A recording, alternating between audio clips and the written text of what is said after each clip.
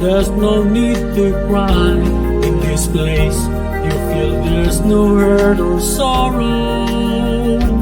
There are ways to get there. If you care enough for the living, make a little space, make a better place. Heal the world, make it a better place for you and for me and the entire human race.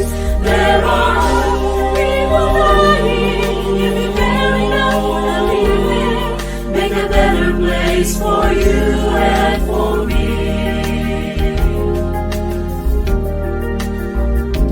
If you want to know why, there's a love that cannot lie. Love is strong, you know it cares so joyful healing. If we try, we shall see. In this place we cannot feel fear or dread. Stop existing and start living. Faith feels that always love's enough for us growing. Make a better world, make a better world. Heal the world, make it a better place for you and for me and the entire human race. There are people dying. If you care enough for living, make a better place for you and for me. And the dreams we were to see with a dreadful face, and the world we once believed in will shall again raise. Then why do we keep struggling life? Will this earth crucify its soul? Though it's plain to see this was suddenly being us long, we could fly so high. Let our spirits never die. In my heart, I feel you are all my brothers. Pray the world with no fear. Together we'll cry happy tears. See the nations turn as swords into bloodshed. We could really get there if you care enough for the living. Make a little space to make a better place. Heal the world, make it a better place for you and for me and the entire human race. There are people dying. If you care enough for the living, make a better place for you and for me. Heal the world, make it a better place for you and for me and the entire human race. There are people dying. If you care enough for the living, make a better place for you and for me. There are people dying. If you care enough for the living, make a better place for you and for me. You and for me. You and for me. You and for me.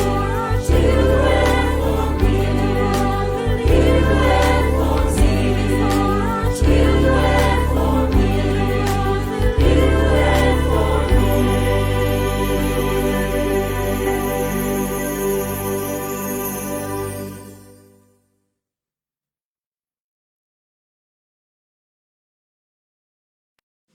Mga kababayan, ang pambansang awit ng Pilipinas.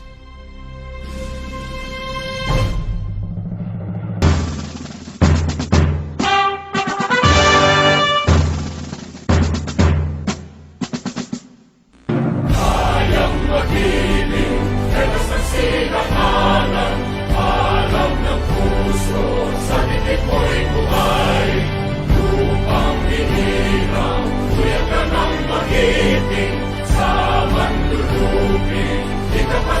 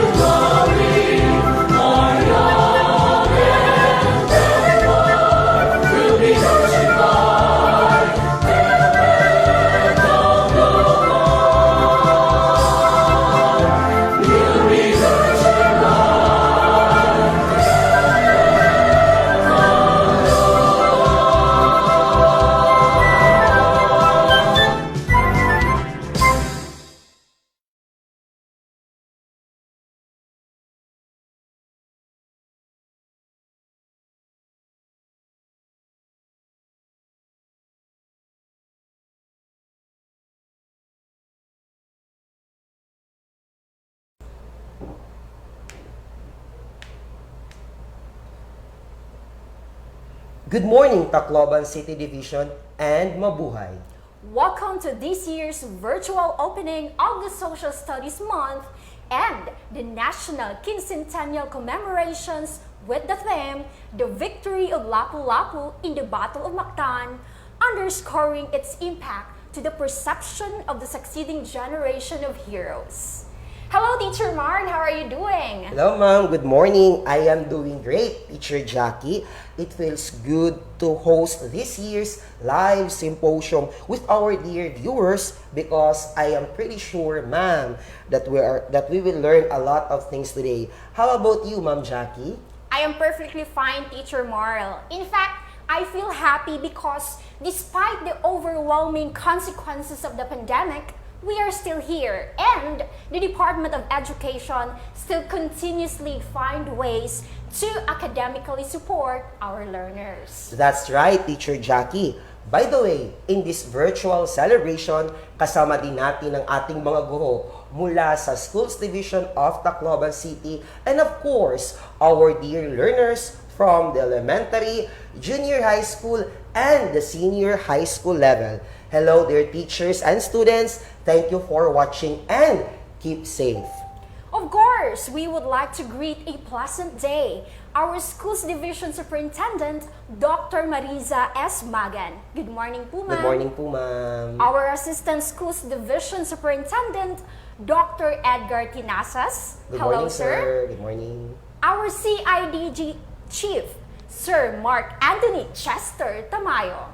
Good morning, And sir. also, our very own Araling Panlipunan Supervisor, Sir Charlie May Escobarte. Good morning, Hello, Sir Charlie. Good morning.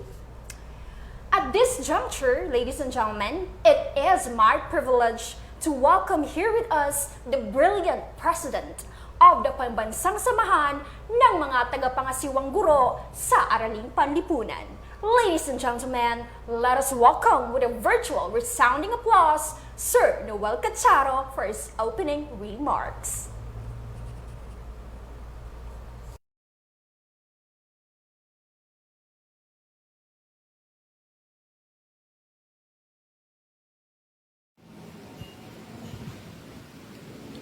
To our Schools Division Superintendent, Madam Marisa Sabino Magan, Doctor of Education and Career Service Executive Officer 5, our Education Program Supervisor of Araling Panlipunan and the prime mover of these momentous occasions for the month of October, Mr. Charlemagne T. Escobarte, our resource speaker for this virtual symposium, Professor Rolando O. Borrinaga from the School Health Sciences of the University of the Philippines, the organizer of this memorable segment relative to the Social Studies Month celebration, Dr. Jocelyn Tualia Balagusa, one of the best master teachers of Leyten National High School, my fellow department heads, most especially those who are affiliated to PASAT-GAP or Pambansang Samahan ng mga tagapangasiwang guro sa Araling Panlipunan, Tacloban Chapter, mga dalubhasang guro sa Araling Panlipunan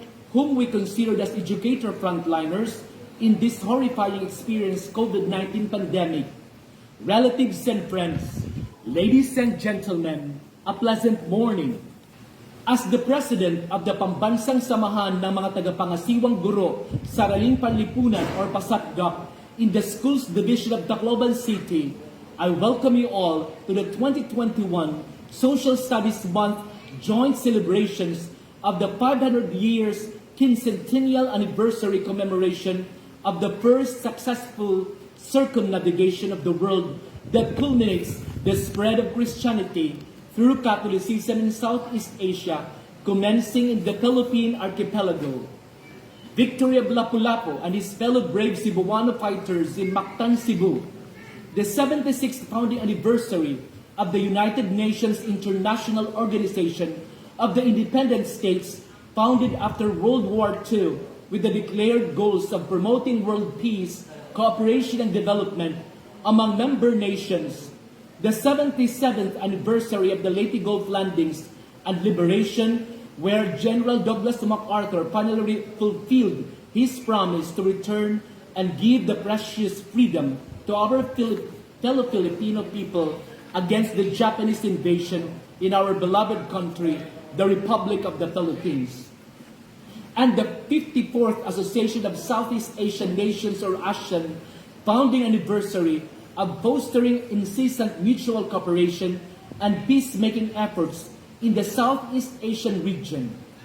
These events will unfold the relevant and significant historical lessons and rekindle the spirit of true patriotism, gallantry, and heroism demonstrated by our unsung heroes by offering their tremendous sweat and blood so that everlasting peace will be enjoyed by the succeeding generations, and it would be a great challenge to us all to uphold what they had noble sacrificed for.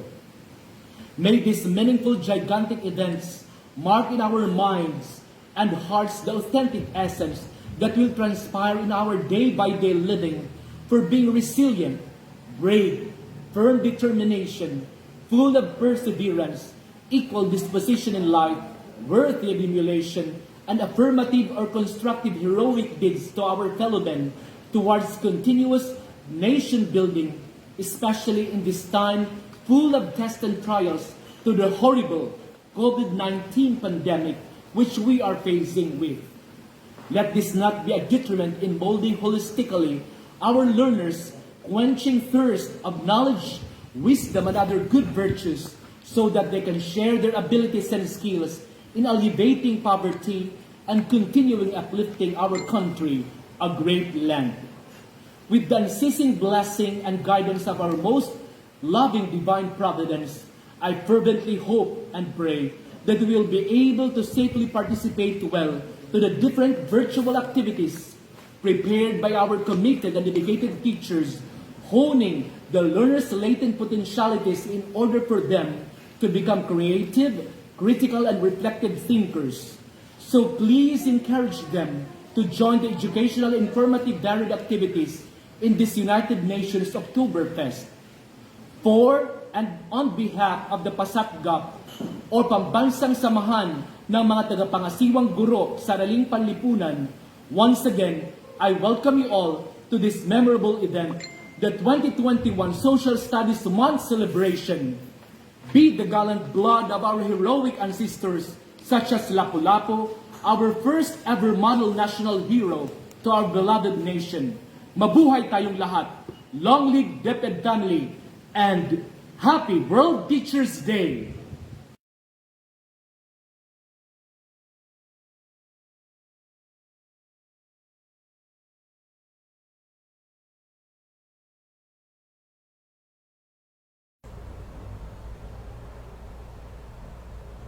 Thank you, Sir Noel Cacharo, for the warm welcome.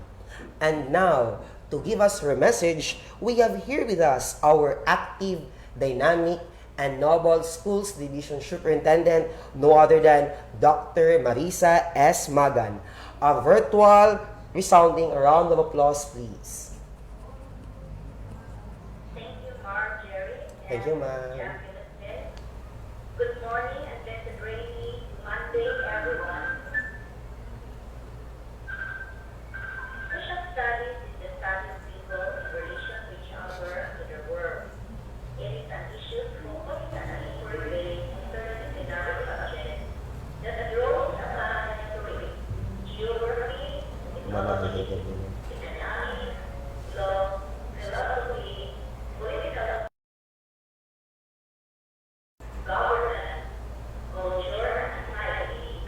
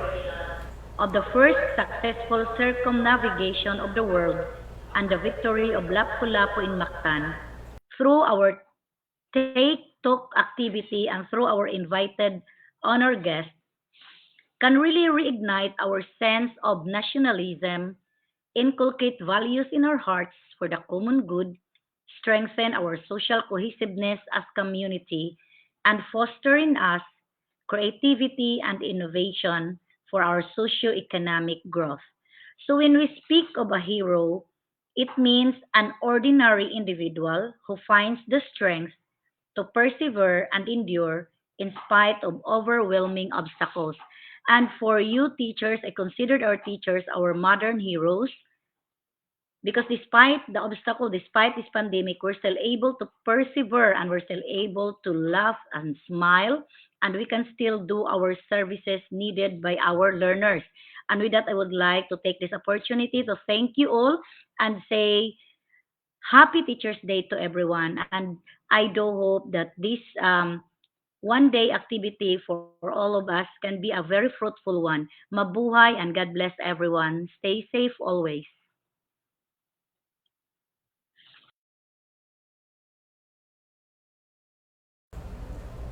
All right, thank you so much, Ma'am Magan, for that very heartwarming message. At this point, ladies and gentlemen, let us welcome Ma'am Jocelyn Balagosa, is Senior High School Master Teacher 1 at Leyte National High School, to formally introduce to us our speaker for this virtual symposium.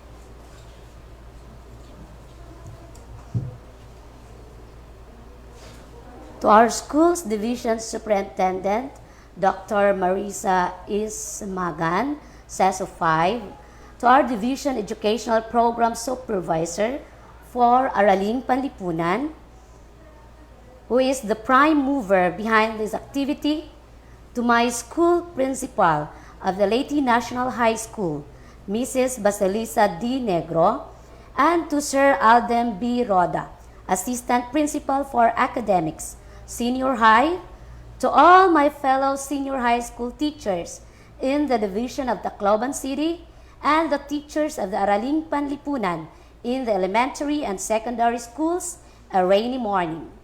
Before I introduce to you our resource person for today, let me share first to you the rationale behind our celebration for the 2021 Social Studies Month celebration from the archives of www.nqc.gov.ph. 2021 National Heritage Month, History Month, and National Heroes Day have something in common. They all bear the words victory and humanity. But what do these words mean? During its 8th regular meeting on August 14, 2019, the National Quincentennial Committee of the Philippine government adopted victory and humanity as the theme of the 2021 Quincentennial commemorations in the Philippines. The theme is guided by the transcendental message history wants to convey to the present-day Filipinos, that our ancestors bequeathed us values we need to realize, the value of life and freedom. Victory pertains to the successful defense of our ancestors in Mactan, an island in the Visayas, to their way of life threatened by Ferdinand Magellan, the Captain General of a Spanish expedition sent to Asia, the Armada de Maloco, also known as the Magellan-Elcano expedition.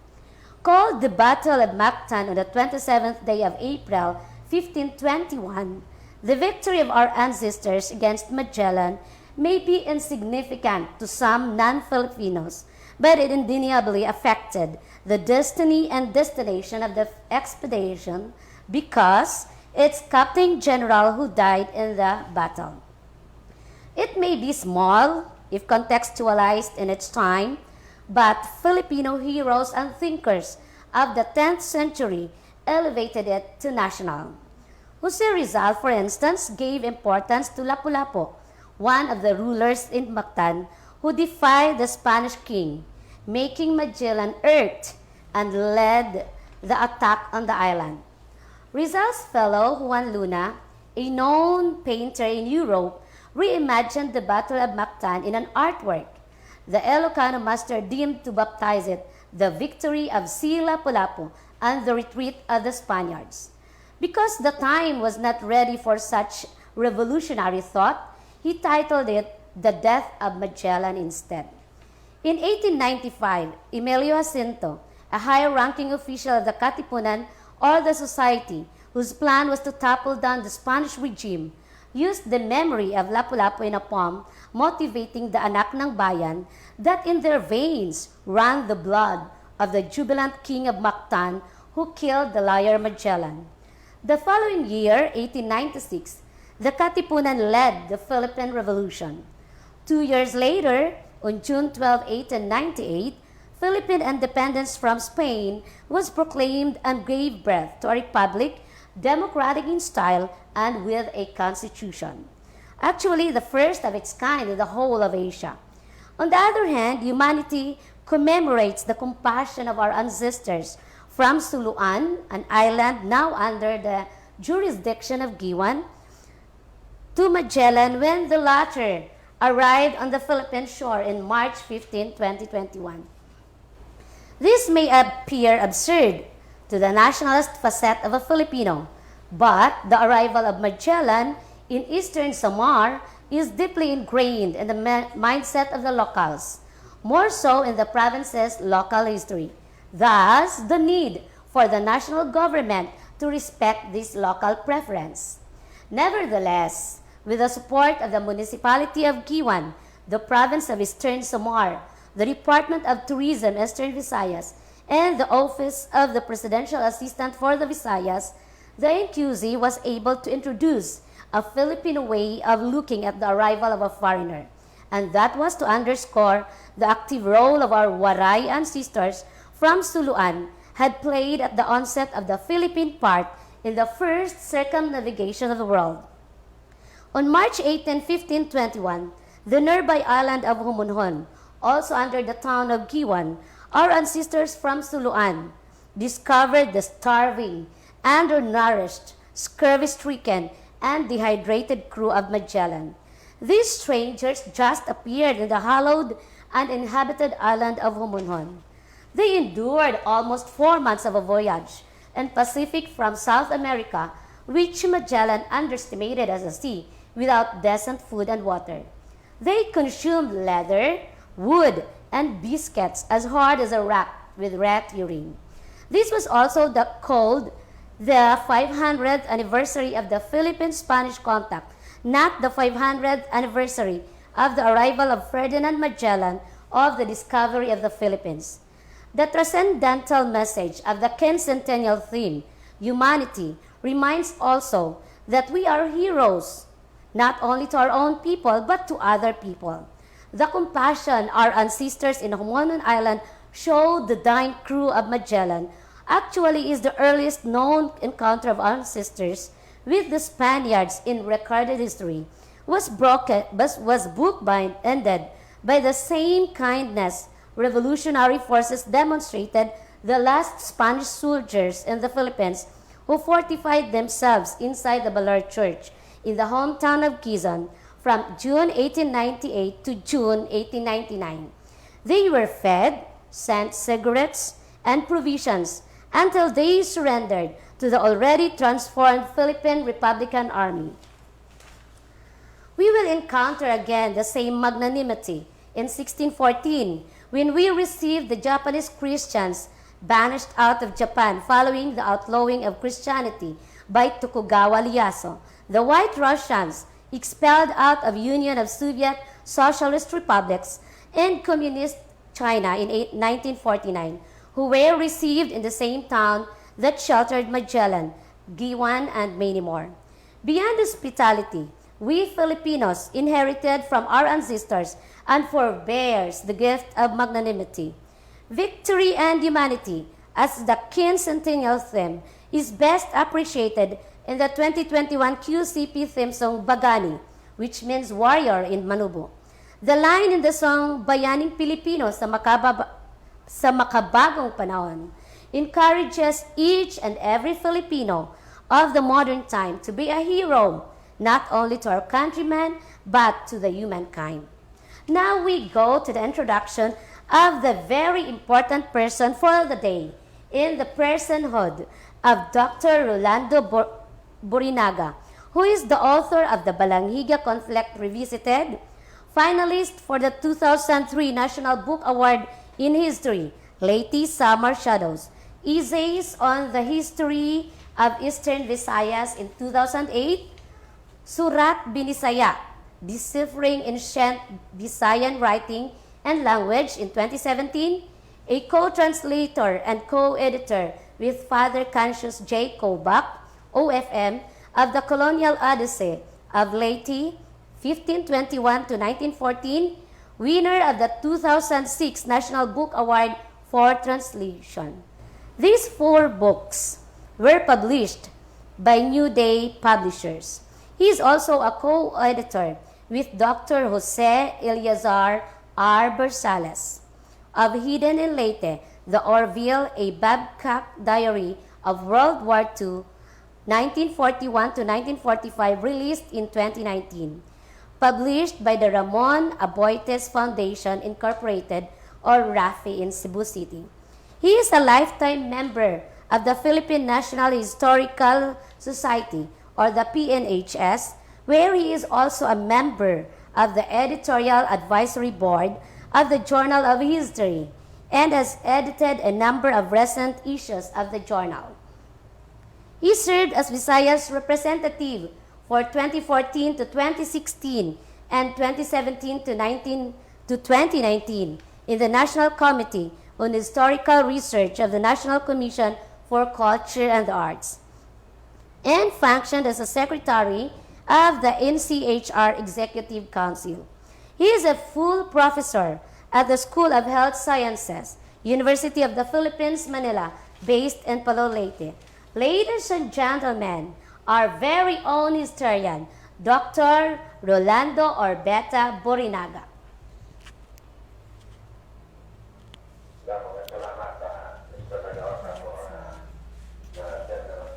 Introduction. May I share my slide for this presentation? Okay. That's done.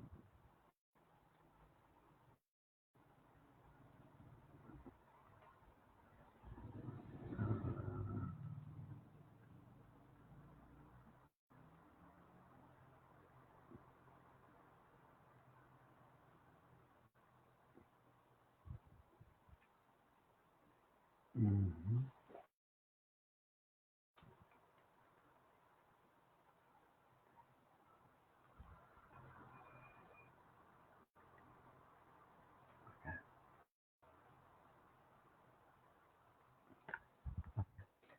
Can you see my slide on screen? Okay.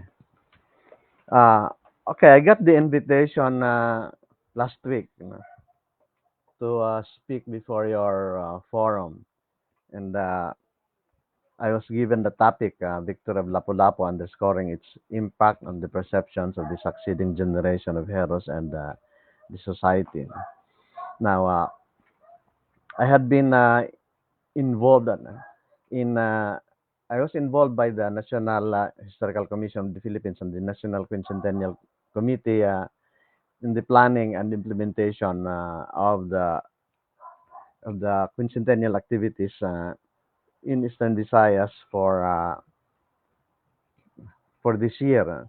So my involvement started actually last year, and uh, early on we had actually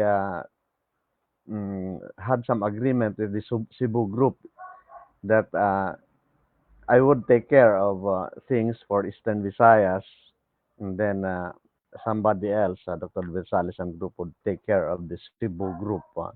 So if when there were some mm, media people who would approach us, then the Cebu group, if they are asked about Eastern Visayas, they would refer them to me, and I would refer. Uh, if there are questions about Cebu group, then I would refer them to Dr. Versales. But anyway, the invitation last week was, at least your theme is just victory of Lapu-Lapu, and so the first time I would have to talk to you about this theme. No? Okay, so the actually when the Quincentennial activities were planned as early as 2018, it's actually President Duterte who basically uh, established the theme that we should focus on victory in Mactan, victory of Lapu-Lapu in Mactan, the Battle of Mactan. Later, it was only later that we had to include, because it seems the theme is very bloody, we have to include something else to contrast with the victory in Mactan. So anyway, this slide shows here the uh, Battle of Mactan, an artwork that I had uh, I had always used in my internet file since the 1990s. And if you read Pigafita's account of the Battle of Mactan, it's barely 5 pages in the Blair and Robertson, and of course, it shows that it was fought on Saturday, April 27, and Magellan actually was killed there by the Mactanese defenders, and eight Spaniards were killed in the battle, and 4 Filipinos who were supposedly out there to help them were killed also by the mortar fire from the Magellan ships. And then among the Mactanese defenders, 15 were killed, and many of the Spaniards, about at least 50 Spaniards who went down, were wounded. And anyway, after the Battle of Mactan in the afternoon, with the approval of Raha Humabon of Cebu, the Spaniards tried to negotiate for to retrieve the dead, the Spanish dead, including Magellan, but the Mactanese said no, we will not give them up to you because, as the word there, we intend them to keep him as a memorial. Kung ibinisaya ito nato na actually using the old dictionary, they would the Mactanese would have said himuon namo si Magellan nga sumbol. Okay. So it really started with just the victory of Bactan as wished by President Duterte, but anyway, eventually the 2021 Quincentennial commemorations of the Philippines uh, now included the Philippine part of the in the first circumnavigation of the world and other related events. So Quincentennial under executive order issued by the president, and there were now 2 types of commemorations: government-led, involving the landing in Humonhon, and the eventually the landing in Cebu, and for the church related was the Easter Sunday Mass in Masawa, and the baptism in Cebu. So naghiwalay ang church at saka government for this Quincentennial commemoration. Ms. Balagosa has already discussed some of the items that I'm supposed to lecture here. The theme was just victory and humanity, not just victory, but also humanity. Victory, of course, refers to Lapu-Lapu's victory in Mactan, and humanity entered rather late, and it was supposed to highlight humanity in Humonhon. So, victory over Magellan and humanity of the people of Suluan Island to the sick, hungry, and dying members of the Magellan expedition after the landing in Humonhon in March 1521. I had actually delivered 2 lectures about the Humonhon episode uh, for the NQC online programs, and I had also lectured on the food that Magellan possibly ate here in the Philippines. Of course, it was not yet Philippines at the time. Anyway, for my involvement in the quincentennial activities, although I come from Eastern Visayas, most the items I got were basically about Lapu-Lapu. So I have here I was given by the National Quincentennial Committee a stage of Lapu-Lapu and uh, 5,000 peso bill with a Lapu-Lapu bill and uh, Battle of Mactan medallion. Okay, I'm sure you might have already at least come across certain Facebook or social media items about the 5,000 peso bill because I was among those consulted on what are the things that would go into the 5,000 peso bill.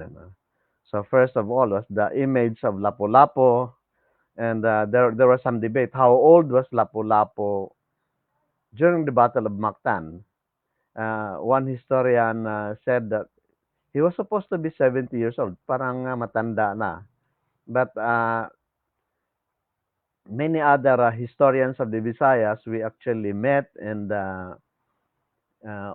in the internet by Zoom, and we agreed that actually Lapu-Lapu was about 30 years old at the time of the Battle of Mactan, and so the Lapu-Lapu image was adjusted from one who was about 70 years old to about that younger age.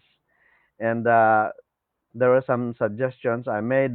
Just the pudong mm, should be red, plain red, and of course the hair at the time were very long, and the here the quintas na gold, and then I introduced the fact that Lapu-Lapu must have been a boat builder in his time, and so they included the Karakoa in uh, in here.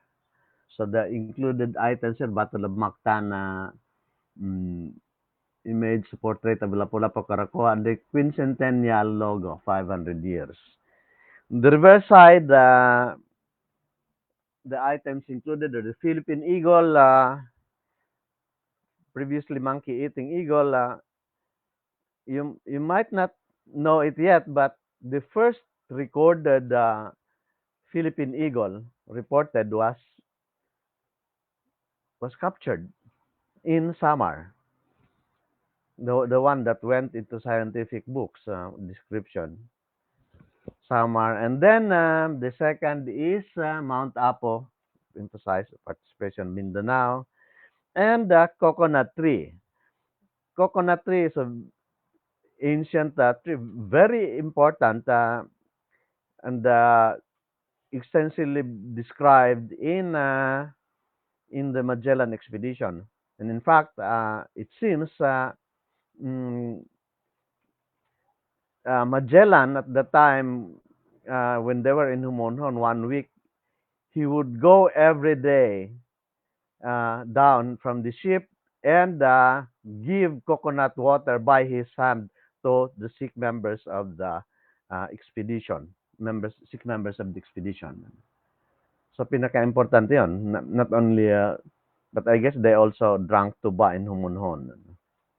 And then the Lapu-Lapu medallion, there's this on the oversized Lapu-Lapu with his Kampilan and Taming, and then image of the Battle of Mactan. So these are the items I got. Then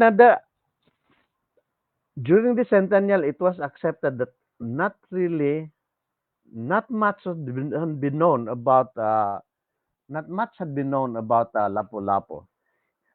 Pigafetta only mentioned his name, but other things, parang walang biographic, in terms of biography, not much had been known about him. And so until the quincentennial time, we still had to construct who Lapu-Lapu was in his life.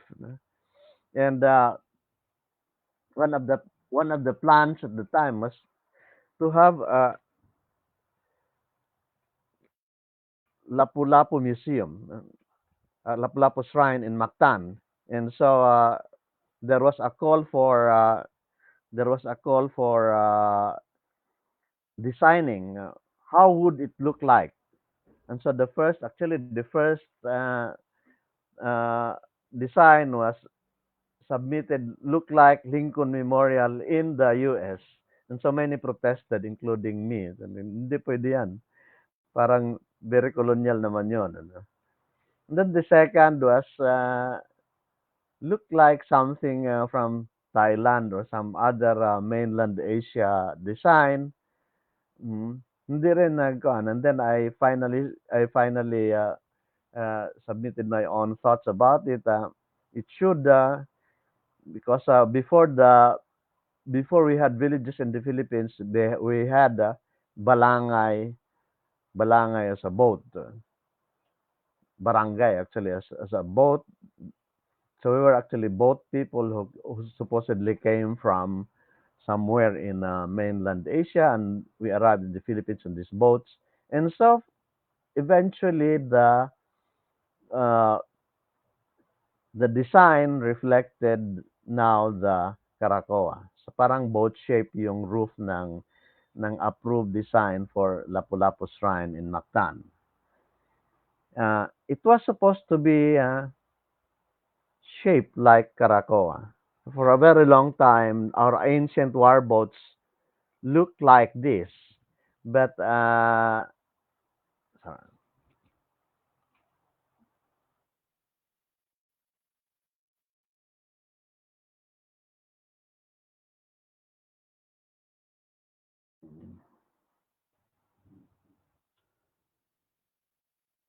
I don't know what keeps this moving.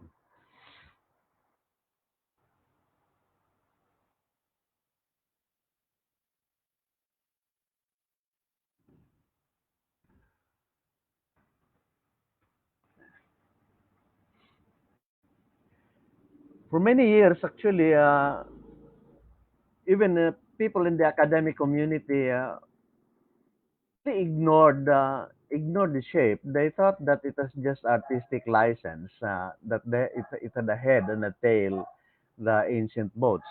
But it was not actually. It was our ancient boats, war boats, were shaped like bakunawa, floating bakunawa.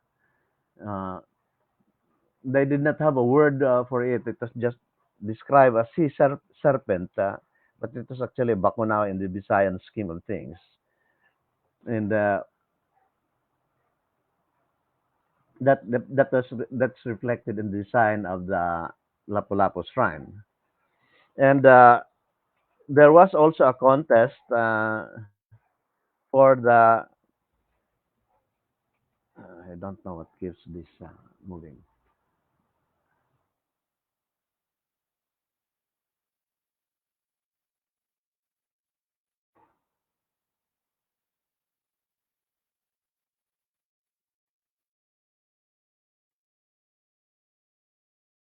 there was also the contest for the Lapu-Lapu Monument design, and so in one occasion, I was asked to lecture to the finalists of the design contest, and I was able to convince them that the blade that Lapu-Lapu used was not actually a kampilan, but a kris, because that was the most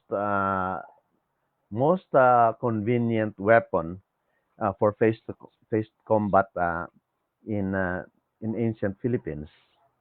And so the participants actually reduced the blade weapon to kris. Kampilan was really more of a ritual weapon to be displayed when you go out in public, but not out, but not for war, because uh, Kampilan was a heavy weapon. You cannot afford in close face-to-face combat. You cannot afford to hold the Kampilan with both arms and then raise the weapon above your head, because by doing that you'd be stabbed already by your enemy who was just nearby. Anyway, this year also, uh, President Duterte issued the proclamation 1128 declaring the 2021 as the year of the Filipino pre-colonial ancestors. This is very important, at least especially for the Visayans, because much of what we know about pre-colonial ancestors, at least our Philippines of the Spanish contact, that we have learned from textbooks, is not based on Visayan culture, but based on what had been recorded for the Tagalogs.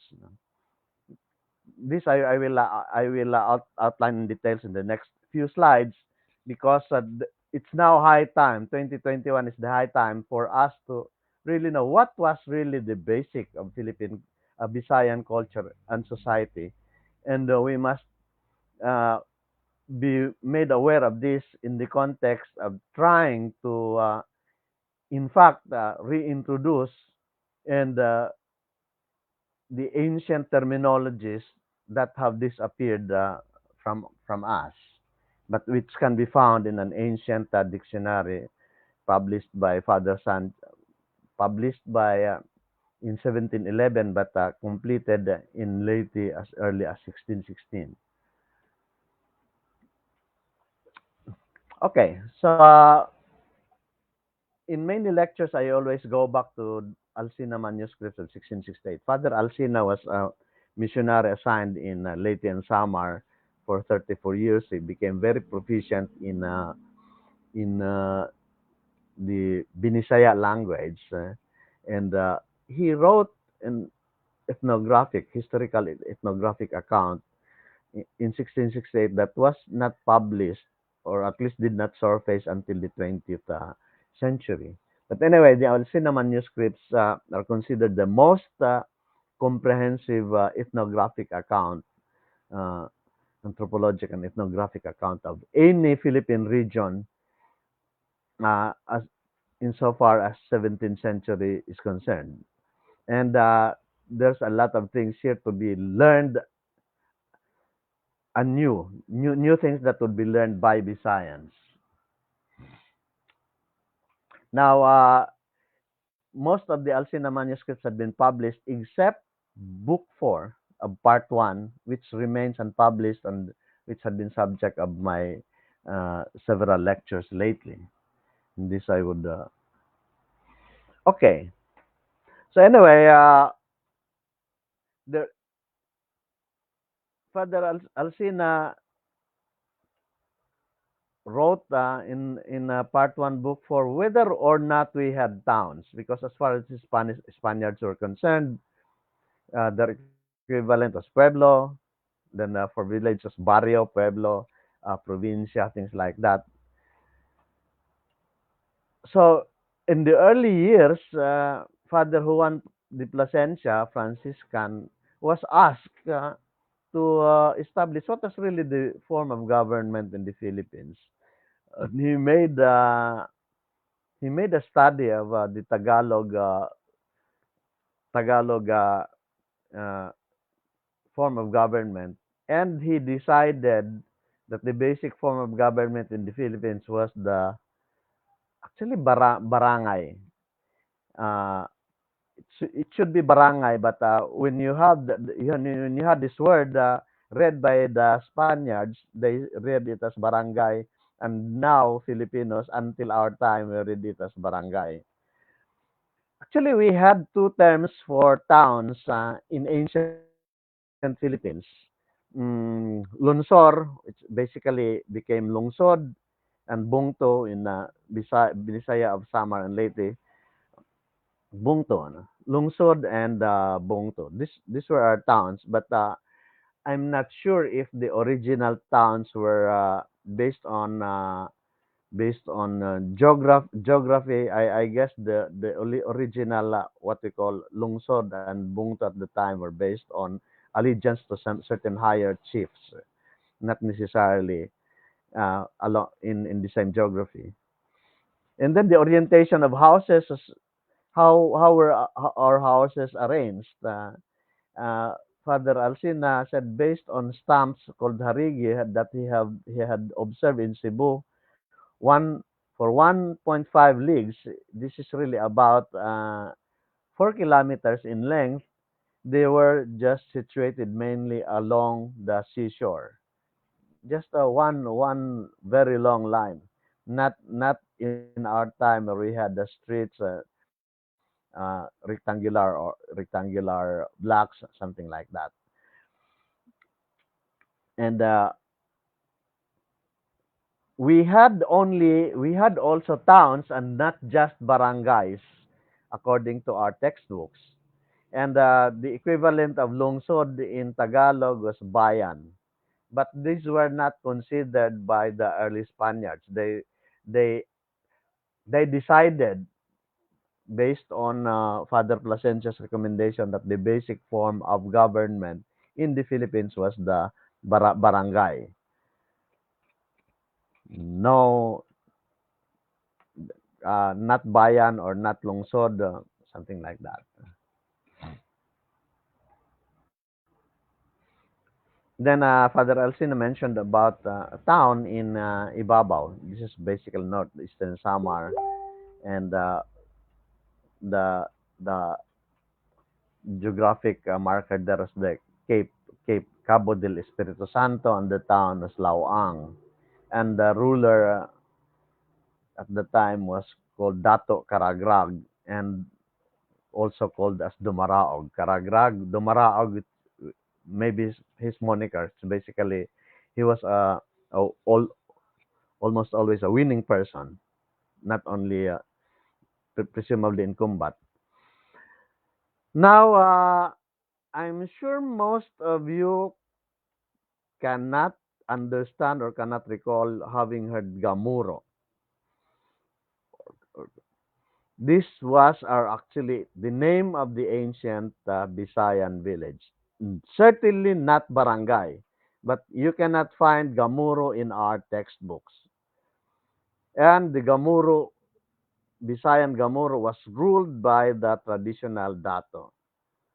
Now, which is basically funny when you look at it in retrospect, because although Father Placencia recommended that the barangay was the basic form of government in the Philippines, I don't know what made him decide to do that, because at the time, in 1589 or 1590s, in the Tagalog region, the village was called Balangay. Village or settlement was called Balangay, and barangay was in fact the Visayan name for the ancient boat. So anyway, until this time, the name of the fundamental village in the Philippines is barangay. But note that supposedly it should be Gamoro, and barangay was in fact the Visayan name for the boat, but which Father Placencia substituted for Balangay, which was the Tagalog name for the village. Now, other terms developed, apparently evolved later when people were settled in reducciones by the Spaniards. The village leaders, cabezas de barangays, were no longer the traditional datos, but already included the friends or appointees of the priests or encomenderos, mainly for tribute collection. They were now monitors or coordinators. They did no longer had uh, executive and judicial functions that were the prerogatives of the datos in the pre-Spanish years. Other terms now for reduced settlements, haop. There's still some uh, ginhaopan. It's basically a gathering. Haop of a certain haop ni Pedro, ginhaopan ni Pedro, something like that. Then sakop, which is a group, and then duluhan, which I think was not was a mishearing by the Spanish chronicler. Duhulan. It might have been ginduhulan. Uh, this was a settlement, a barangay, where people would submit their tributes to be given to the encomendero from the Haop. From the Haop, they would go to the Duluhan, to submit their uh, pay, tribute payments. Now we'll go to house construction and dwellings of the ancient Visayans. There are four major types, depending on location and particular need. The first was the datos house, large, more ostentatious dwelling. Some are called gitogasi, built of tugas or mulavi, built of hard and incorruptible timber. And then the second, or the datoed relatives house, smaller but suitable and strong, still made of wood. And William Henry Scott actually made architectural, the basic drawing of how the ancient Datos house looked like. Many posts and very tall roof. Then the third is house was the balay-balay. These were the farmhouses. Now the problem now is that we equate what is the typical Filipino house. So we say this is the bahay kubo. But in ancient Philippines, the balay-balay was not actually their basic house. There were farmhouses in their kaingins, and they are actually used maybe one or two or three harvests, three cropping seasons, and then after that, that they would just destroy the house and transfer it to their next kaingin. There were three types: sa bugawan, balay-balay just for scaring animals in the farm. Then huronan was at least substantial enough where one can sleep, and then the lagkawan, uh, basically resting place, simple inn where you can live and sleep and do some other things. So the balay-balay was not actually the basic house of the Filipinos. This were just their second house in their farms, kaingin. And then the fourth is ili, built on high on top of trees above ground for security and protection. Now, Father Alcina actually illustrated some of these houses here, that the ordinary house of the Filipinos, basically made of wood, and being a typhoon in a typhoon area, there are actually pieces of timber to hold nipa roof together. And if you have, and then of course the high posts of the house, and if the house is the biggest house of this structure was that of the dato.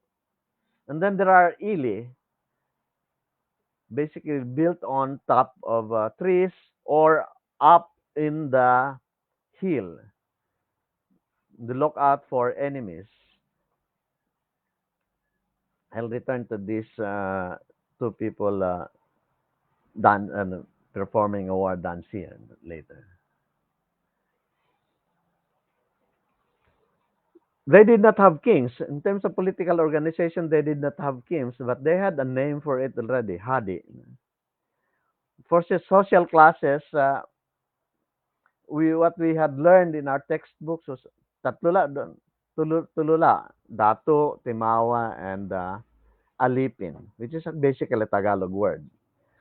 Dato was actually the head of a gamuro, not barangay. In Visayas, it was gamuro, chiefdom. Then the second, which is not yet found in our textbook, was tumao, now regarded as principales. This tumao in the Visayas is actually the equivalent of the maharlika in Tagalog. And so when I'm asked, are you in favor of renaming the country as Maharlika?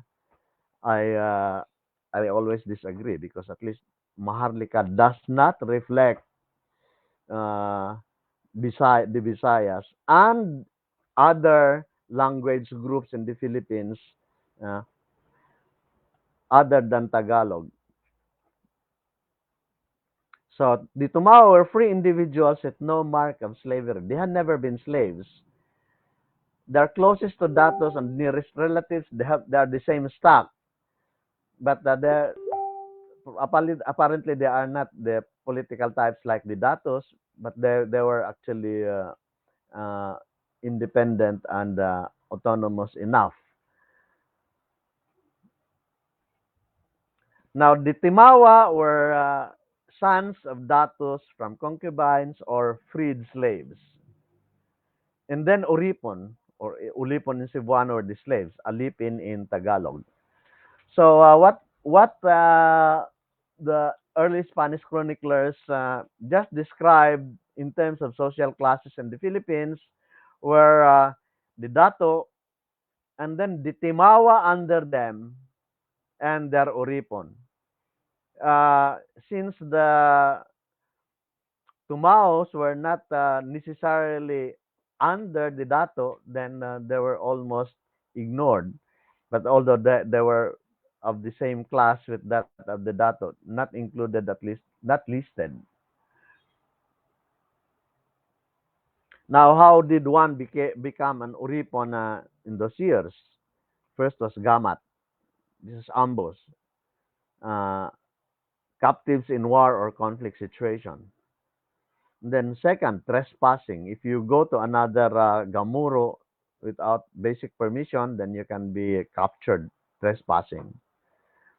Third is loan default. You borrowed money from somebody, and then if you cannot pay that in time, then you become a slave of the person you owe the money from.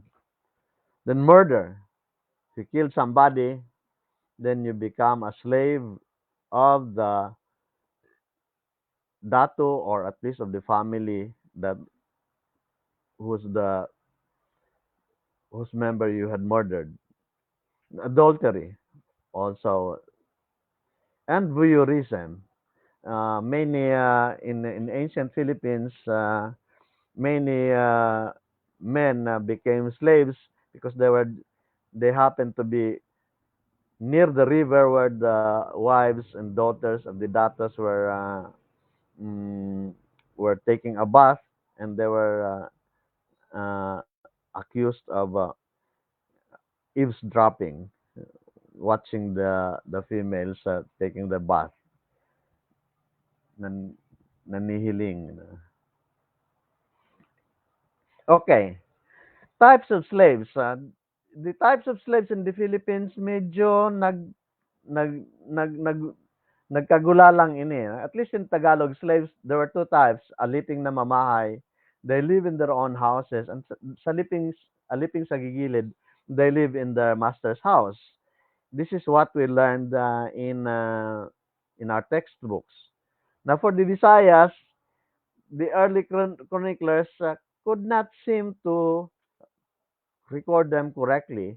In Alcina, his secretary seemed to have mm, made some mistake. So, one is to buy or namatay instead of tuhay or namahay.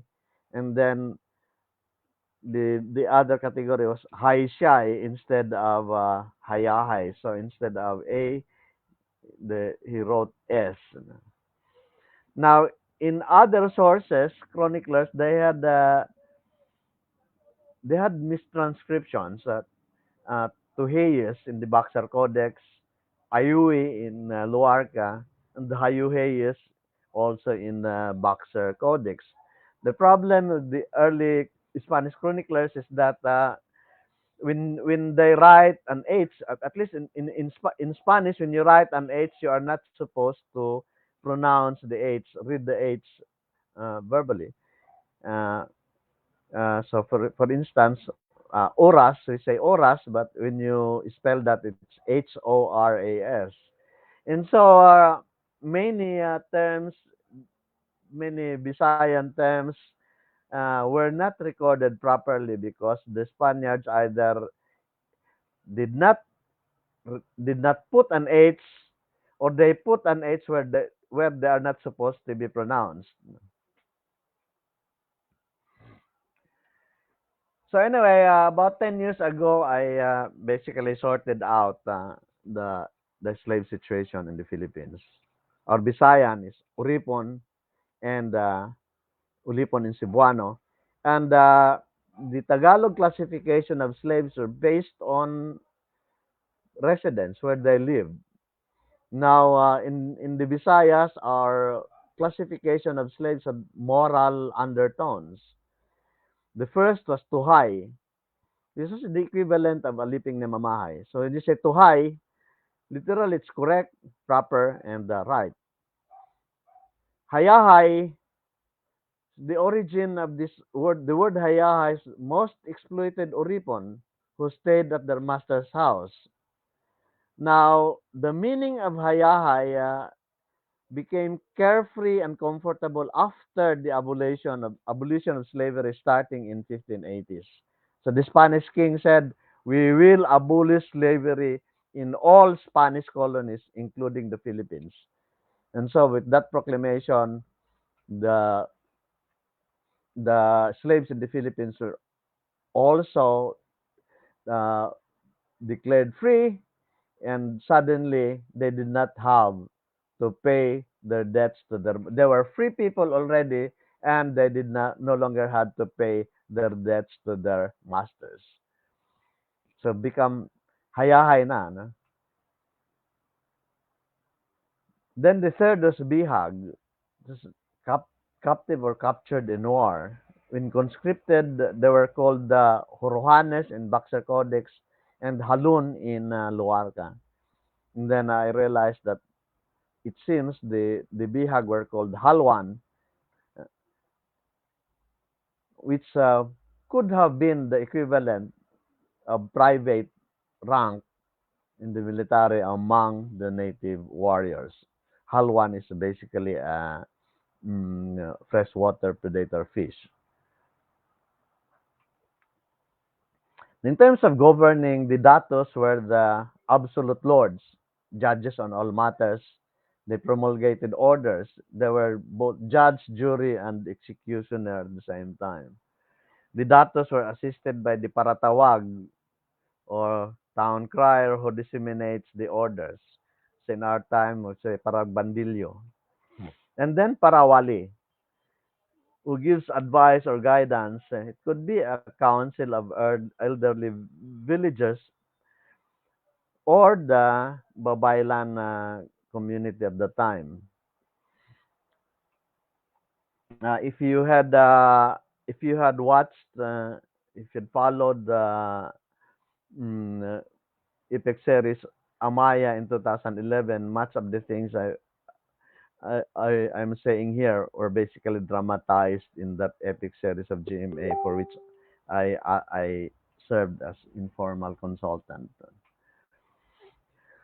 So trade and commerce, what are the money they used? Trade and commerce, trade was basically involved direct barter of goods, exchange of goods. And what were their wealth? The first form of wealth was slaves, uripon. Yun ang pinaka-cash nila noon, slaves. The second was gold. Silver is not valued very highly. And the third were bahandi, plates, ceramic items, agong, bronze or metal gongs. Note that land was still communal, not private property in pre-Spanish Philippines.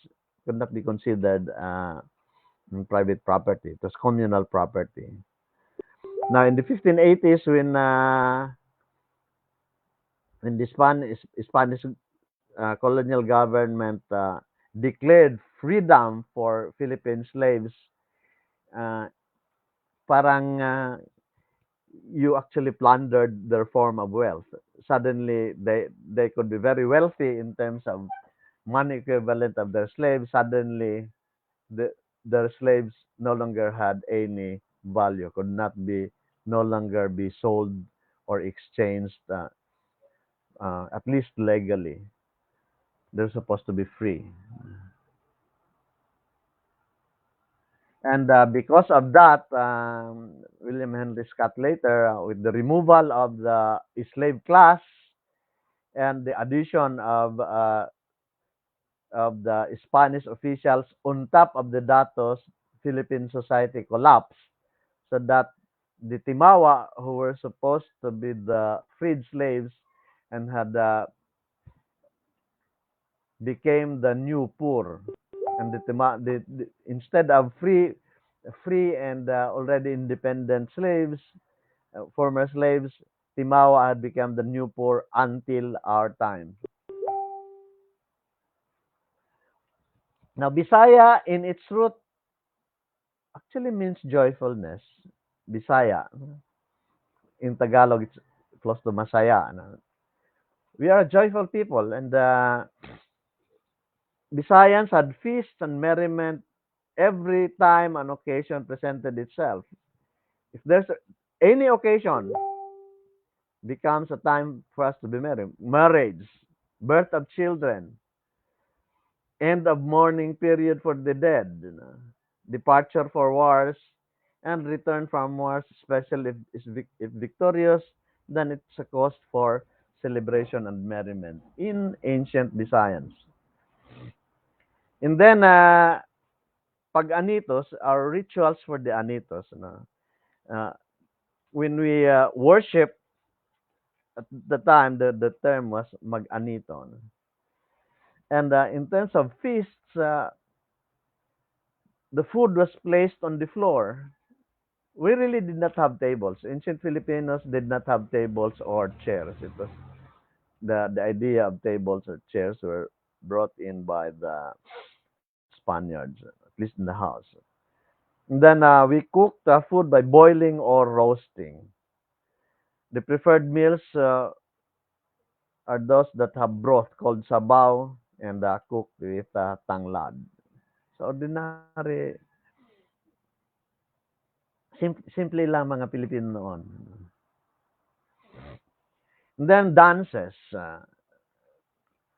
So this chapter was on feast, banquets, dances, and entertainments. The first form of dance was called patad-patad, literally shaking of legs, stamping of feet.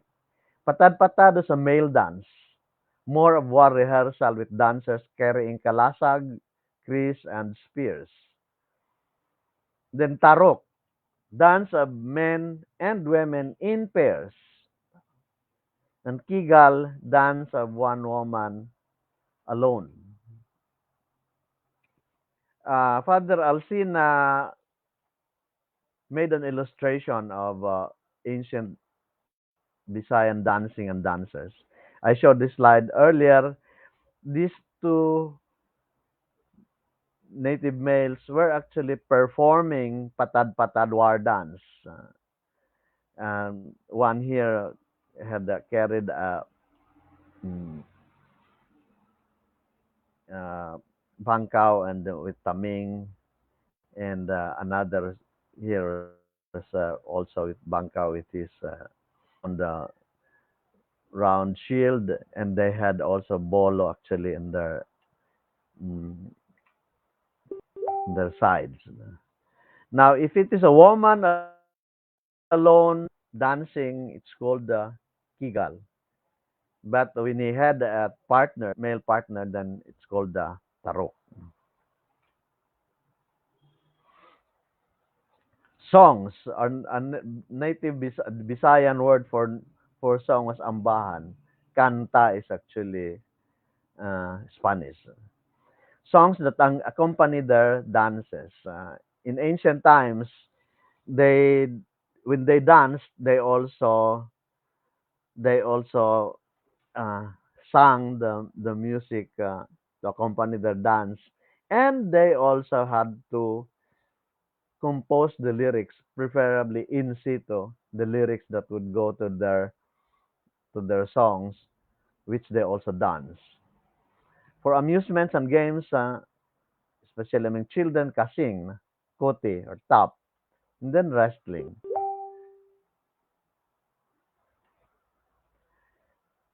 Stories and riddles, these are for evenings in the house. Uh, Before they sleep, they engage in certain games, titigohon, riddles, and then susumaton or sarita, they had their own tales. So in Western countries, a parent would read a book to their children before going to sleep. But here in the Philippines, engage in some other things, riddles, and then some elderly folks would talk about some tales. So Jose Rizal said about the maid, their house help in the house, telling them about aswang and so many other things, Encanto, and their ports before they went to sleep. And then there was Pusong. Pusong was actually a fable, but then it became Juan Pusong, told tale in our times. I don't know how it evolved from Pusong, ordinary fable, to Juan Pusong. Then for the girls, they had dolls, or bata-bata. Okay. The main industry of ancient Filipinos was wars and weapons. In the Visayas, there were hardly any farming, large farming activities done. Visayans were basically involved more in wars and weapons. They were almost always quarreling between gamuros and or barangays at the time. So that's why the early Spaniards saw to it to disarm all these native villages, disarm them so that they would no longer be engaging in wars against each other. So the first most common weapon was bangkaw, usually made of iron or with metal points. And the second was kris, wavy double blade, daggers or poniards. Kampilan was the machetes, one blade. It seemed to have been a ceremonial weapon, used only for ceremonies and not necessarily for warfare. And then baladaw, or pisaw in short dagger. For defensive weapons, had kalasag, shield, 6 palmos long and 2 in width. So in the photo I showed you earlier, this is from more of the rectangular thing, kalasag, as differentiated from taming, which is basically round. So the difference between kalasag and taming is the shape. And then barote, coats of mail, and then the pudong, protection for the head. And, you can hear. So this is taming, this is the kalasag, and in the Amaya years, Amaya had what they call barote, which covered the whole the upper part of the body.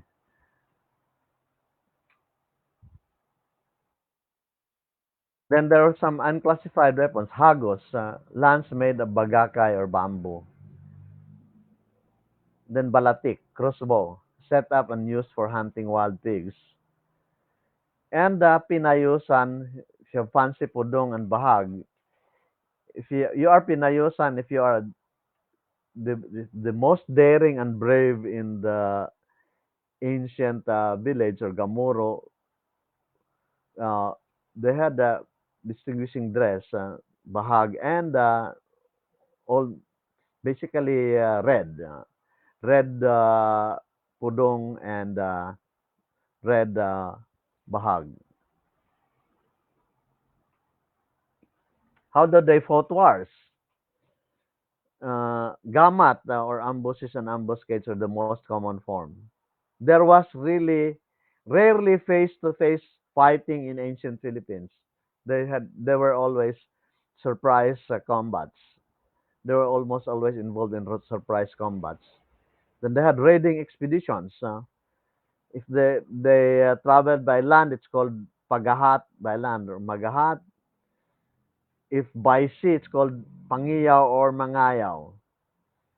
Then mangayaw use of barangays or karakoas, boats filled with hagos, uh, bamboo lances, and they had also slings called abyug or labyug. And here is a photo of ancient illustration of Karakoa with warriors on the top, and there were rowers. And this Karakoa sailed very fast, going to war. Then uh, armed with spears and their creases. Now, the local hero at the time was called Daragangan. You have exceptional strength and bravery, and basically the most famous example of that was Lapu-Lapu. And the Tagalog word for Daragangan or hero was Bayani. And during the centennial, uh, the planner said you cannot use the Bayani because it's the Tagalog word. And so they adopted the still existing word, Manubo word, Bagani. But this is also, Bagani is also found in ancient dictionaries, and that became a song for the centennial. Theme song for the centennial was titled Bagani. Okay, so which lead me into ancient ancient warfare in the Philippines are basically naval warfares. And what were the ranks? What were the military ranks at the time?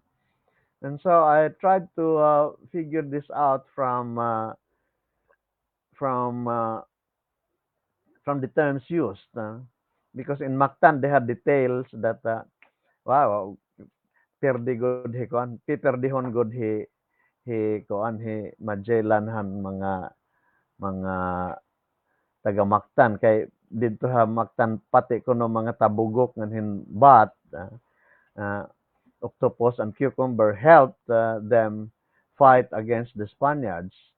And so in the context of the terms used, I had actually proposed that perhaps Lapu-Lapu was not actually the name of Lapu-Lapu, but his name as admiral, basically high military rank.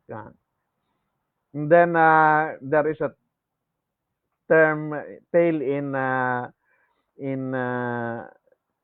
folklore in mm, Mactan that Lapu-Lapu killed Magellan using his alho, but their alho is the bayo for pounding rice.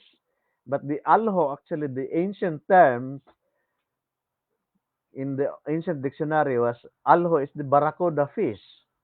And so you'd say Lapu-Lapu actually killed Magellan using his alho, basically second in command, which could be captain. Because it was not actually, in the paintings, it showed Magellan and Lapu-Lapu facing each other, but it's not what has been established by folklore. An underling of Lapu-Lapu actually fought Magellan, and if Alho is not the bayo, but it is the barracuda fish, then it was the captain. Then Tabugo could be lieutenant, and Bat was the ensign, and Halwan, as I had mentioned earlier, was the seaman or private. It could be the conscripted bihag. So at the time, if you're a bihaga caught, you become a part of the another army. But if you perform well in battle, you can be freed. And then you become a timawa. So note that Lapu-Lapu could have been the admiral of his people. This is my theory. Alho, Tabugok, Bat, as folklore recorded by Muhares, were lower ranks, military ranks in the navy, and Halwan was the private, as recorded by various chroniclers. Now, in the efforts to retrieve Magellan and others killed in battle, uh, Pigafetta wrote, if they would give us the captain and the other men who had been killed, we would give them as much merchandise as they wished. They answered that they would not give up such a man as they imagined, and that they would not give him for all the riches in the world, but that they intended to keep him as a memorial. Memorial could have been the translation of the native word sumbul. So Father Alcina defined sumbul in his time. We have already stated that sumbul is a great feathered ornament which they place in the prow of a boat as a sign of their victory, as the greatest of the daughters of war-led leaders' conquests. So in ancient times, when you go to battle, after returning, you come up with some contraption. You hang it in the prow of the boat, sumbul, as a sign of the collective victory of the local warriors. So from afar, when the people of the Gamuro or village will see the sumbul on the prow of the boat, that would mean that they had won a war or a battle against an enemy. This was the collective trophy that they make out of their victory. Because insofar as the individuals are concerned, if you succeed in battle and witnessed by your fellow warriors, then by the time you go home, you are now entitled to be tattooed. So the tattoo could start from the legs or the arm, and then if you have killed more people in combat, in battles, future battles, then you get a tattoo on the stomach, uh, other arms, legs, the back, and then finally, if you had performed more battles, there is no other place to put the tattoo but on the face. Yung sa uh, yung sa yung mga tattoo sa didanahan kahimo, then you're basically now the greatest hero in your uh, in your village. And ironically, the old term for a person, the ancient hero, a person who had tattoos including the face, was lipong. Now, lipong, we have a different meaning for lipong now, and of course, it's crazy. So, in ancient words, there was a positive note for this craze for the word lipong. No? Of course, the people uh, who had already tattoos on the face were in fact crazy warriors. Could be, but taken in a positive sense. Now, more than 20 years ago, I actually wrote a paper published by Father Bernardin Ginaadman that Lapu-Lapu was came from Biliran. The old ancient name was uh, Panamaw, and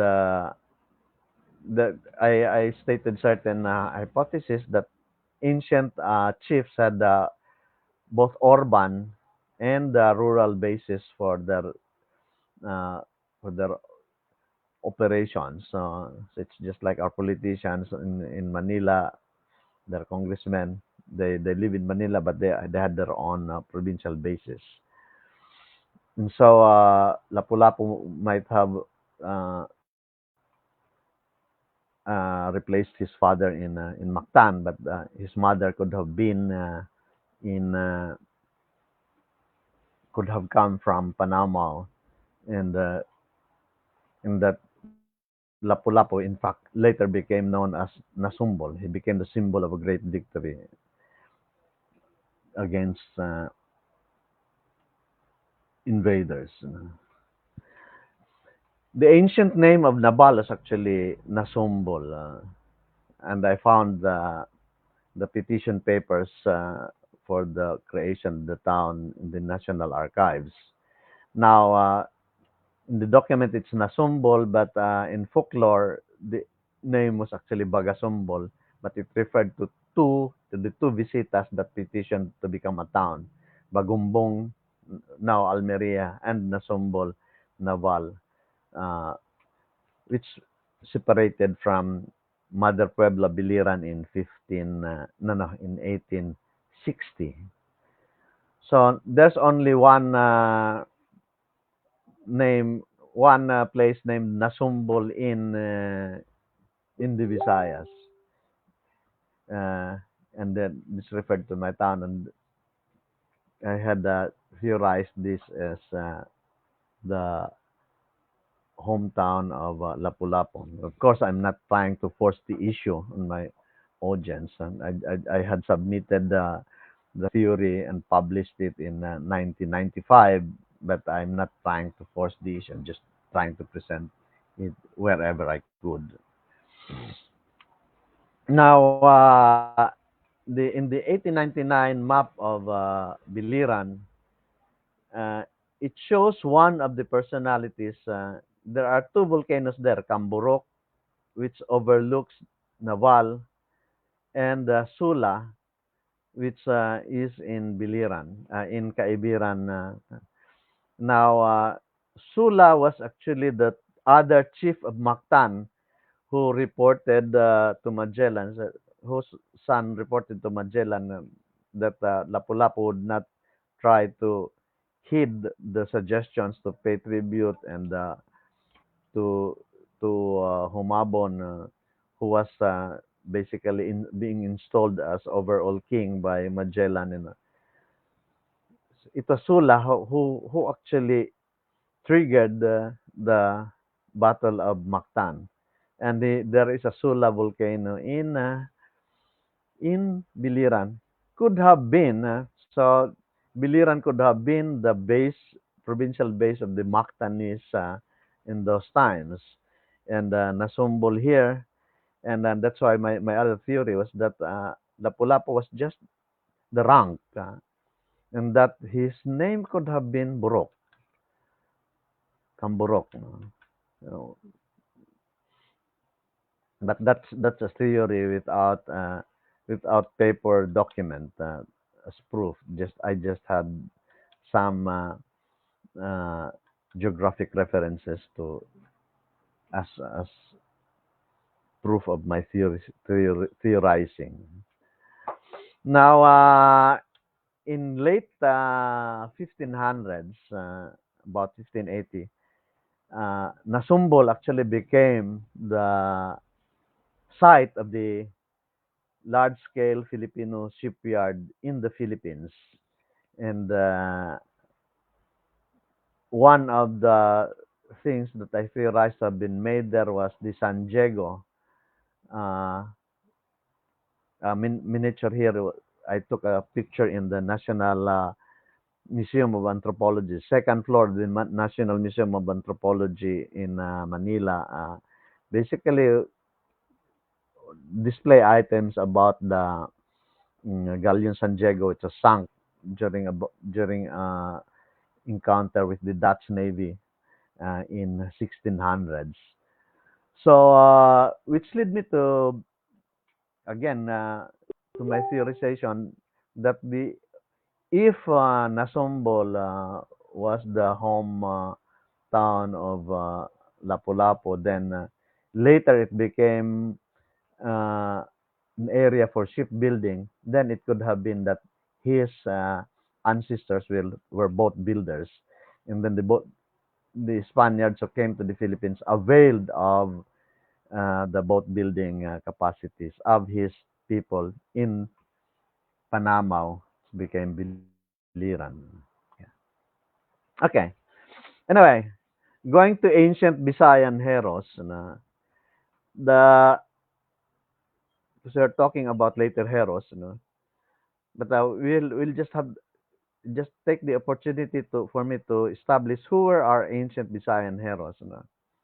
In the epics of the ancient Filipinos recorded by Father Alcina, the foremost Visayan hero was Dato Sumanga. Now, Dato Sumanga was a subject of an Visayan epic summarized by Father Alcina in 1668. He listened. He listened to the sing-song of a native bard or poet for several nights, and then he summarized the story of Dato Sumanga epic. Now, Dato Sumanga was a Dato presumably from Samar, which in ancient world was called the Ibabaw, or Leyte, which according to a Chinese document was apparently the place called Silong. So once upon a time, our ancestors already knew which was top and which was down. Samar, Ibabaw, and Leyte was down, Silong. When Magellan came to the Philippines in 1521, the maps of the Europeans draw the map invertedly. They placed south at the top and north at the bottom. That was how they drew their maps. But it seems our pre-Spanish ancestors knew better which was up and which was down. Anyway, Dato Sumanga had wanted to marry Bubong Humasanon, who was a princess from Bohol. Now, a sort of a challenge, Bubong Humasanon dared Dato Sumanga to conduct slave raiding on her behalf. Say, why don't you go slave raiding and give me slaves as your gifts so that before I accept your hand? And so Dato Sumanga raided, conducted raids in Tandag, Surigao, Camiguin, Siquijor, Dapitan, Hulo, and finally he was dared to raid China. So, now, incidentally, it's part of the ancient lore, documented ancient lore, that there were raids in China by people from the Pishia, Bisaya, from recorded by Chaujukwa in that there were raids in China from 1174 to 1190. So that's it. Of course, the second famous Visayan hero was Lapu-Lapu, so the chief of Mactan. He fought against the Spaniards led by Magellan on April 27, 1521. The third was Dagami. the Dato of Gabi village in Mactan. Dagami was my theorized son of Lapu-Lapu, who resisted the arrival of the Spanish expedition led by Miguel Lopez de Legazpi in 1565. My theory was that Dagami was a son of Lapu-Lapu by a mother who came from the present town of Dagami in Leyte. I was actually surprised early on during my research why Dagami, there is a Lapu-Lapu, it's called Lapu-Lapu area in Dagami, Lapu-Lapu district in Dagami near the river. So I was what was the link? Why is there a Lapu-Lapu district in Dagami? And then I realized that they used that reasoning as for theorizing that Lapu-Lapu could have been the father of Dagami who resisted the Legazpi expedition in Cebu. But anyway, Dagami killed an aide of Legazpi, and after exerting pressure on Dato Tupas of Cebu, Legazpi was betrayed to the Spaniards by Dato Tupas. He was captured and was executed. Now, the Spaniards stayed in Cebu, and it seems Tupas, Dato Tupas, lost his importance, and his descendants actually, mm, based on the recorded folklore of the Lag, his descendants uh, returned from Cebu to Dulag, and there are still some people surnamed Tupas in Dulag later. Of course, the next is Tamblot, who was a Babaylan who led the revolt against the Spaniards in Bohol in 1621. Now, after he was conquered and captured, Bangkao also staged his own revolt in Leyte. So, Bangkao was actually called the chief of Limassao. He was not even called the Dato. The priest who first met him in 1602, Jesuit priest, actually described him as small king, Riusuelo, not Dato. He was virtually a king. But anyway, he was supposed to be a friend or relative of Tambolot in Bohol, and he staged his own revolt in Leyte in 1622. Uh, he was captured. The center of his revolt was in Carigara, but Father Alcina recorded later that actually many other towns in Baybay and even in Cabali and in southern Leyte were also involved. So good in southern were also involved in that revolt, and many were killed but not reported by the Spaniards. Another hero, Sumoroy, started a rebellion in Palapag, northern Samar in 1649 and 1650.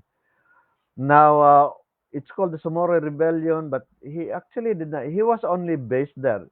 In our documents, it's only called Sumoroy Rebellion, but that rebellion actually, under different leaders, it spread across Visayas, Masbate, Cebu, uh, elsewhere, Leyte, Samar, and rest of Samar and Mindanao, under different leaders, revolted around that time, and many Spaniards were killed, and the natives burned churches and things like that. And then another hero is Padre Gaspar Ignacio de Guevara. He led the Biliran religious revolt around 1765, 1774, around the time of the expulsion of the Jesuits from the Philippines. The Jesuits were replaced by the Franciscans in Samar and the Augustinians in Leyte. He established a communal religion that returned women as worship leaders. Uh, in pre-Spanish years, we only had the Babaylans, who were the religious leaders. They were basically the priests, priestesses.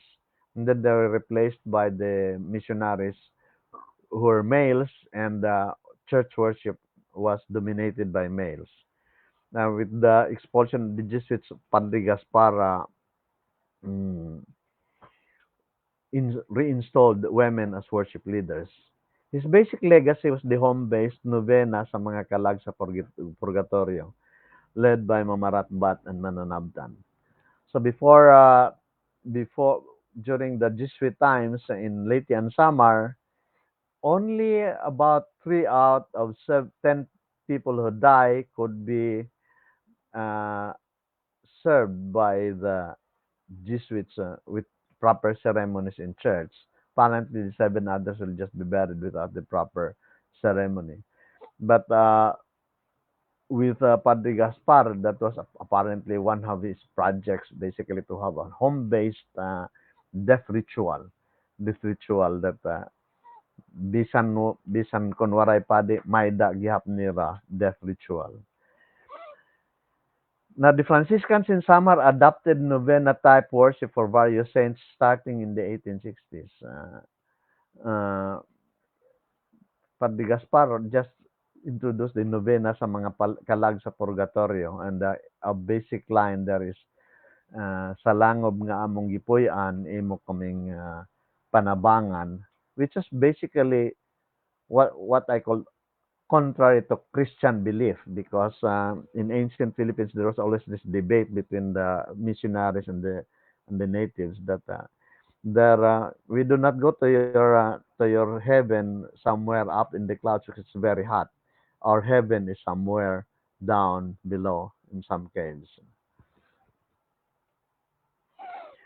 Anyway, so Lapu-Lapu as hero of our heroes. Lapu-Lapu became a hero of our national hero starting around the time of the reform movement in the 1880s. This was already the details had been mentioned by Ms. Balagosa earlier.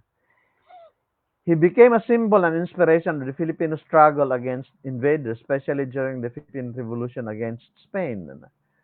So he was the hero of our revolutionists. But then Rizal was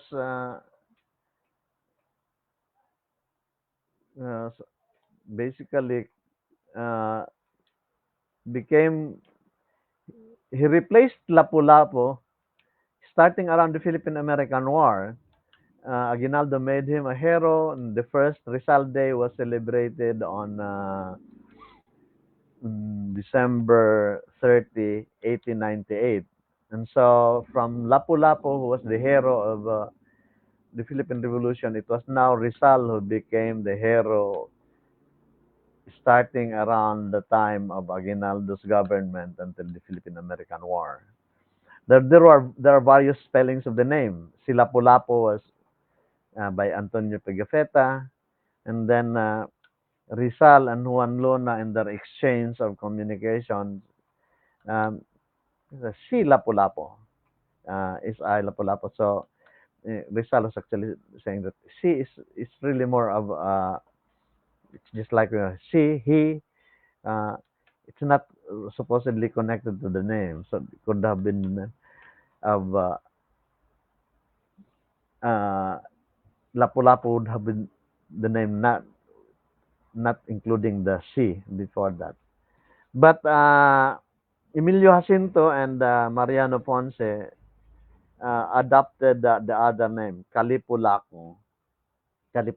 And Mariano Ponce used Calipulaco as his alias. He was the basically the managing editor of the La Solidaridad, which is published in Spain, and he used Calipulaco as alias in the articles published in Solidaridad. Okay, that's about it. Damo nga salamat. The end of my lecture. Thank you.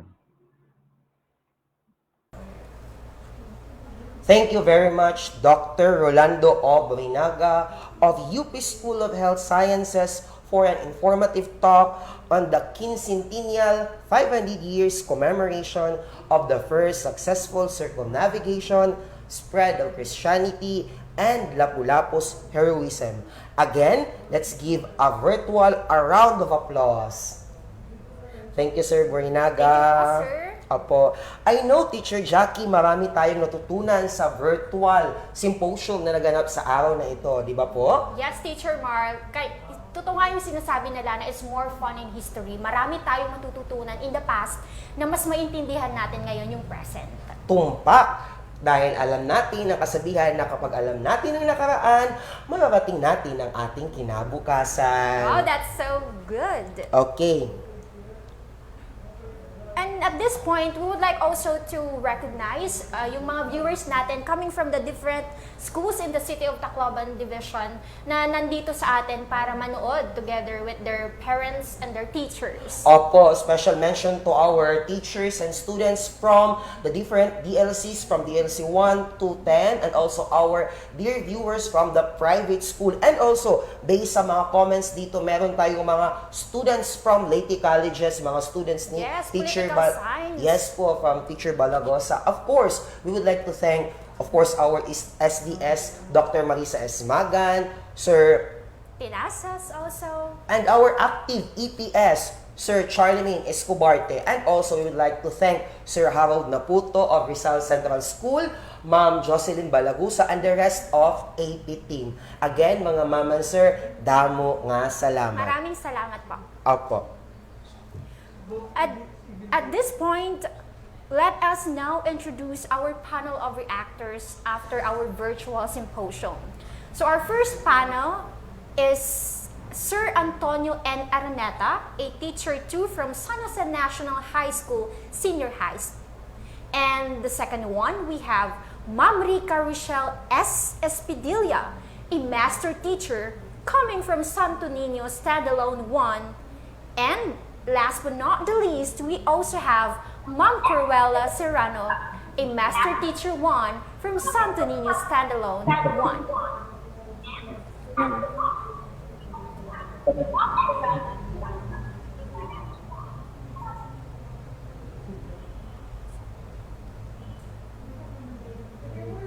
Yan na.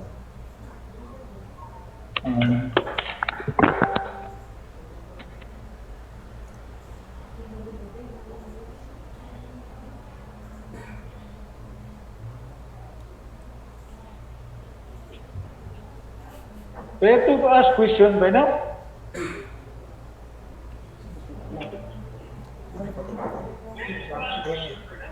Panel reactors. Alright, so I just Hello, to sir. make some sort. Say continue, sir. Hello? Okay na ba? Yes, sir. Okay na po. Yes, sir.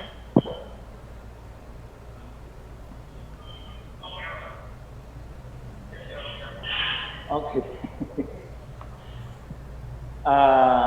I find the discussion of Dr. Borrinaga very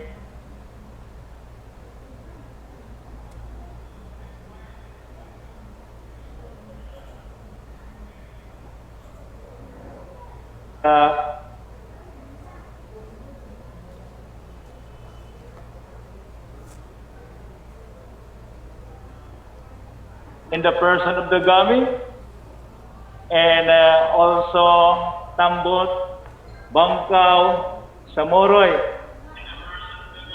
as well as Padre Gaspar.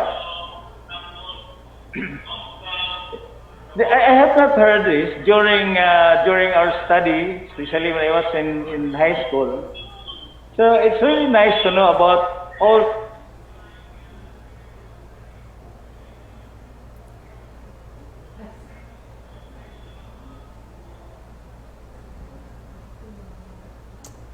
Tikuan na lang, Ma'am Corwella Lanay. Ma'am Corwella Lanay. Okay.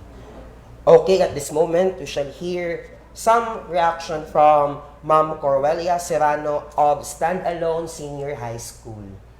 Ma'am, please.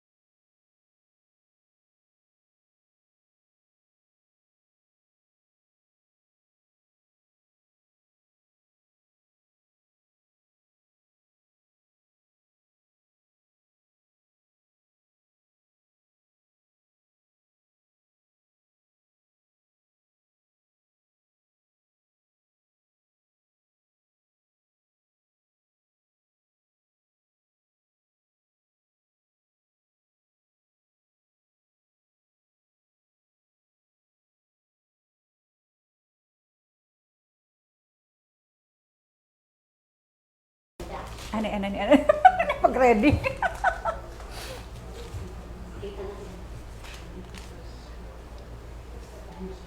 Good day, City Division of Tacloban.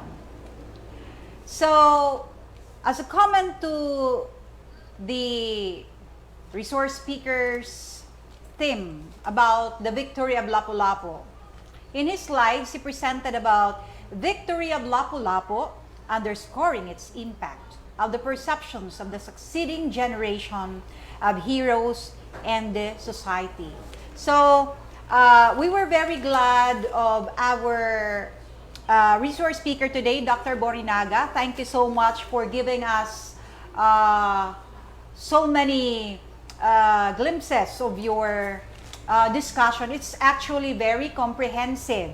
So I just learned that there were things that we were not able to learn when we were still in college, in high school, and in the elementary, because the context of the textbooks that were written is mostly in Tagalog. So we have our own, the Visayan version of this. So if you come to see the difference between the Tagalog term or the Filipino term compared to that of the Visayan term, there were mistranscriptions. Okay, before that, I would like to give an emphasis or a gist of what have been discussed earlier. So, according to Dr. Borrinaga, we came to this 500th Quincentennial celebration of Lapu-Lapu. Of course, with also the indications of or inclusions of the heroes of the Philippines, especially our native heroes. Okay, so Proclamation number 1128 was declared by no other than President Rodrigo Roa Duterte. So as early as 2018, the theme was already been conceived. What would be the quincentennial theme would be the title of which. So, accordingly, it discussed about why should we have this Lapu-Lapu's celebration. Okay? So, yon.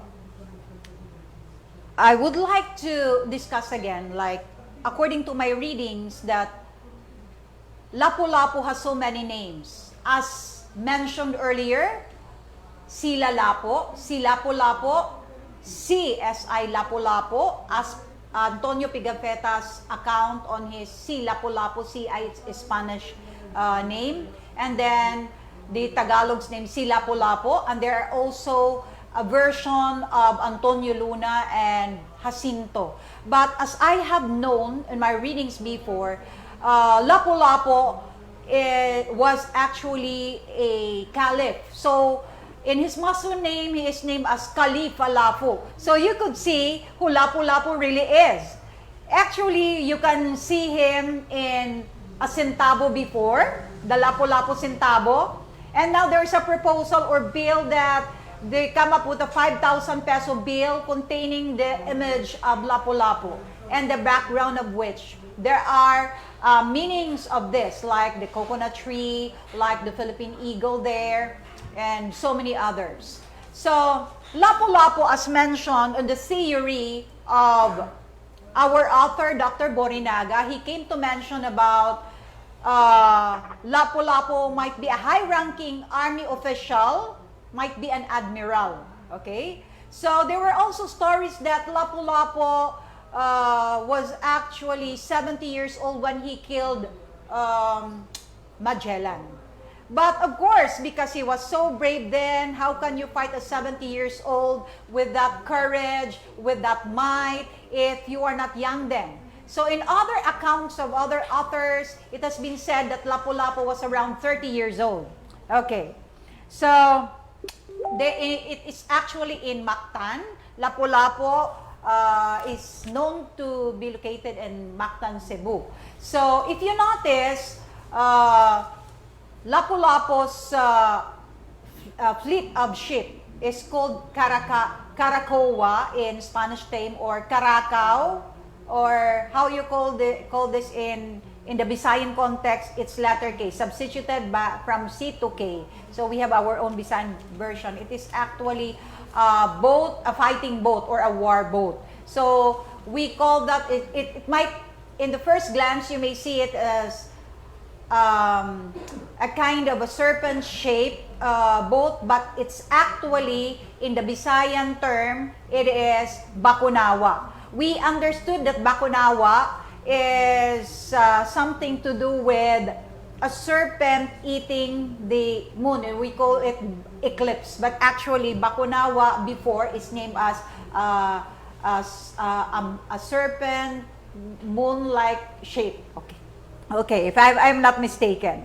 So I come to realize also the early heroes that we have, other than Tomblot, other than Sumuroy, and so many others. Because we have been taught before that only the heroes that were involved in the Luzon areas. But today, students, I want you to take down notes, and if you were able to screenshot all those slides of our dear resource speaker, Dr. Borrinaga, you came to know there the differences of one hero to another. Okay? And I've come to know also so many things, like just discovered today that there were two volcanoes in Biliran and Caibiran. I do not know that. Thank you so much, Sir Borrinaga. And so many things, actually. So, but before this, this was discussed before on how our mode of dwelling, mode of dressing, the food, how we celebrate entertainment. We already have our own civilization. So, if I will be given a chance to ask you, Mr. Speaker, resource speaker, so these were just extracted from the, these questions were extracted from the national, something to do with, I just forgotten this. It's just in the tip of my tongue. So I have the following questions because we are commemorating the celebration of Lapu-Lapu, okay? Of the 500 Quincentennial celebration. So one of my questions is, first, why do we need for this national celebration in honor of Lapu-Lapu? In that time, Lapu-Lapu was not yet a Filipino because Philippines was only discovered in 1521, and in fact, our name, Philippines, is taken from King Philip II of Spain.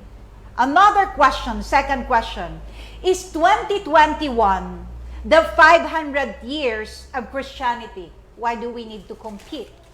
Another question, sorry sir for asking you this, but this is just a point of clarification. It's really, it rings to my ear. Another is, does the Philippine government celebrate colonization?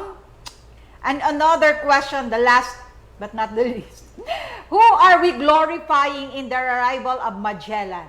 So those are the questions that will be raised for you, sir. I hope you're going to answer this without much that misunderstanding. Okay, anyway, thank you so much. That would be all. Good day, Tacloban City.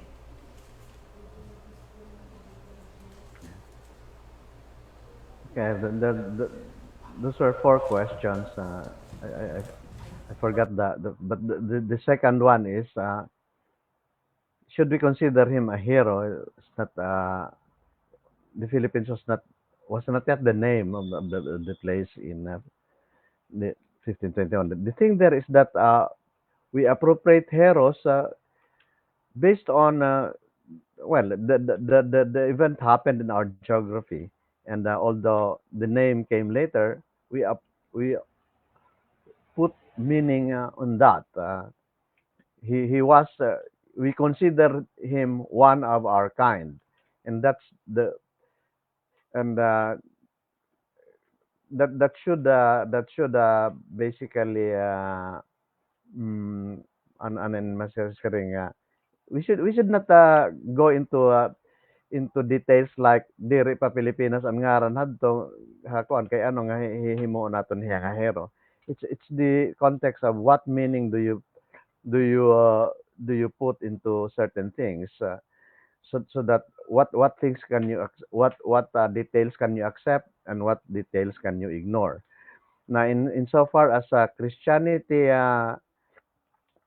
is concerned, well, Christianity was introduced here in the Philippines, so that's what the church basically mm, tried to mark the 500 years of the introduction of Christianity.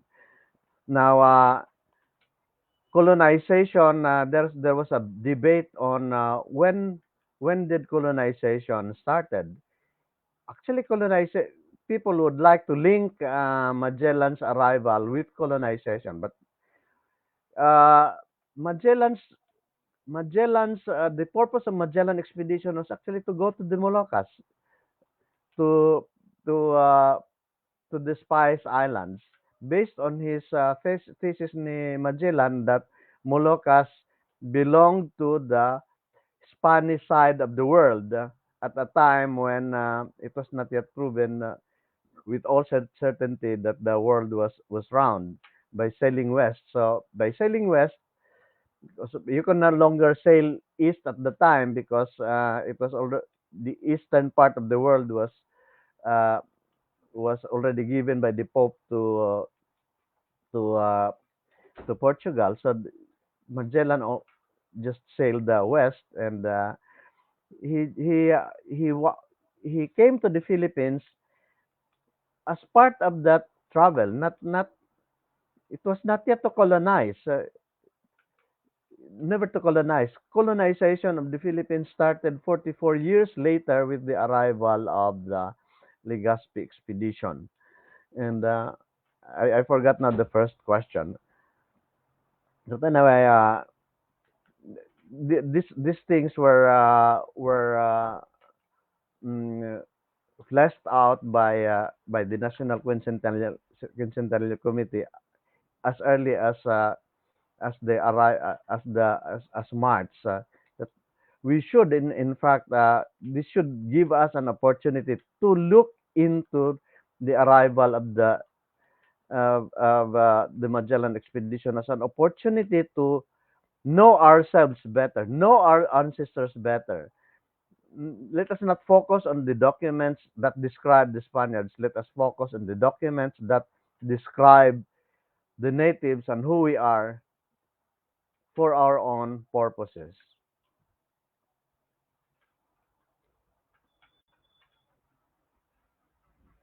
So much, Dr. Borrinaga. Again, we would like to welcome Sir Antonio Araneta from San Jose National High School Senior High School Department.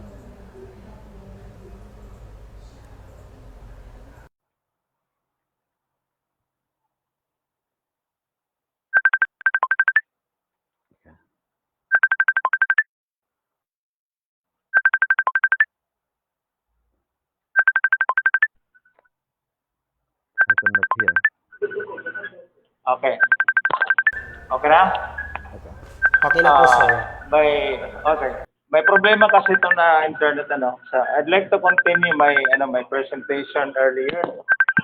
So at the outset, I'd like to congratulate our Sir Speaker for giving us this lecture this morning. Well, there are a lot of things which I learned, in which I never, encountered this before. Especially on the issue of, the story of tattoo, ano ha, ang pagdamo ngayon itong tattoo, karag signgon, you've done something good during an war. Kung mga may katatuhan na makarit ka na nga hero, ano? And also, I've learned about the ancient name of Nabal, Nasumbal, and also Almeria, Bagungbong. And it's really nice to know all these things. And also, the heroes, before that, the origin about the villages in which we have at this point in time, we call it barangay, the smallest political unit of the country. Originally, it was called as balangay, and then later on it becomes a barangay. So, siguro napakarami ng ating mga kabataan na hindi alam ito, and even I myself, aside from, because I happen to be po ng barangay, I know a little about the balangay. But those discussion, the discussion on the area of the tattoo, as well as the heroes, those who fought during those days against our enemies. I was discussing earlier about ang discussion ni Sir Borrinaga about Lapu-Lapu and then Dagami. There was even, according to, if I'm not mistaken, that Lapu-Lapu might be the father of Dagami. So talaga napakaganda, no, pakinggan at malaman natin ang mga ganon. And to me, I do not think that all these things, as to what Dr. Borrinaga have just give us this morning, na ito ay binibigyan ng mahabang oras, mahabang panahon, or giving more emphasis in our classroom discussion. Dapat malaman ito ng ating mga kabataan. Kasi nga, during my high school days, even in my college, I do not know that there is that Dagami. Dagami probably must be his father was Lapu-Lapu, and then next is Tambat, Bangkaw, and Samore. These are warriors who fought during those time against our enemies.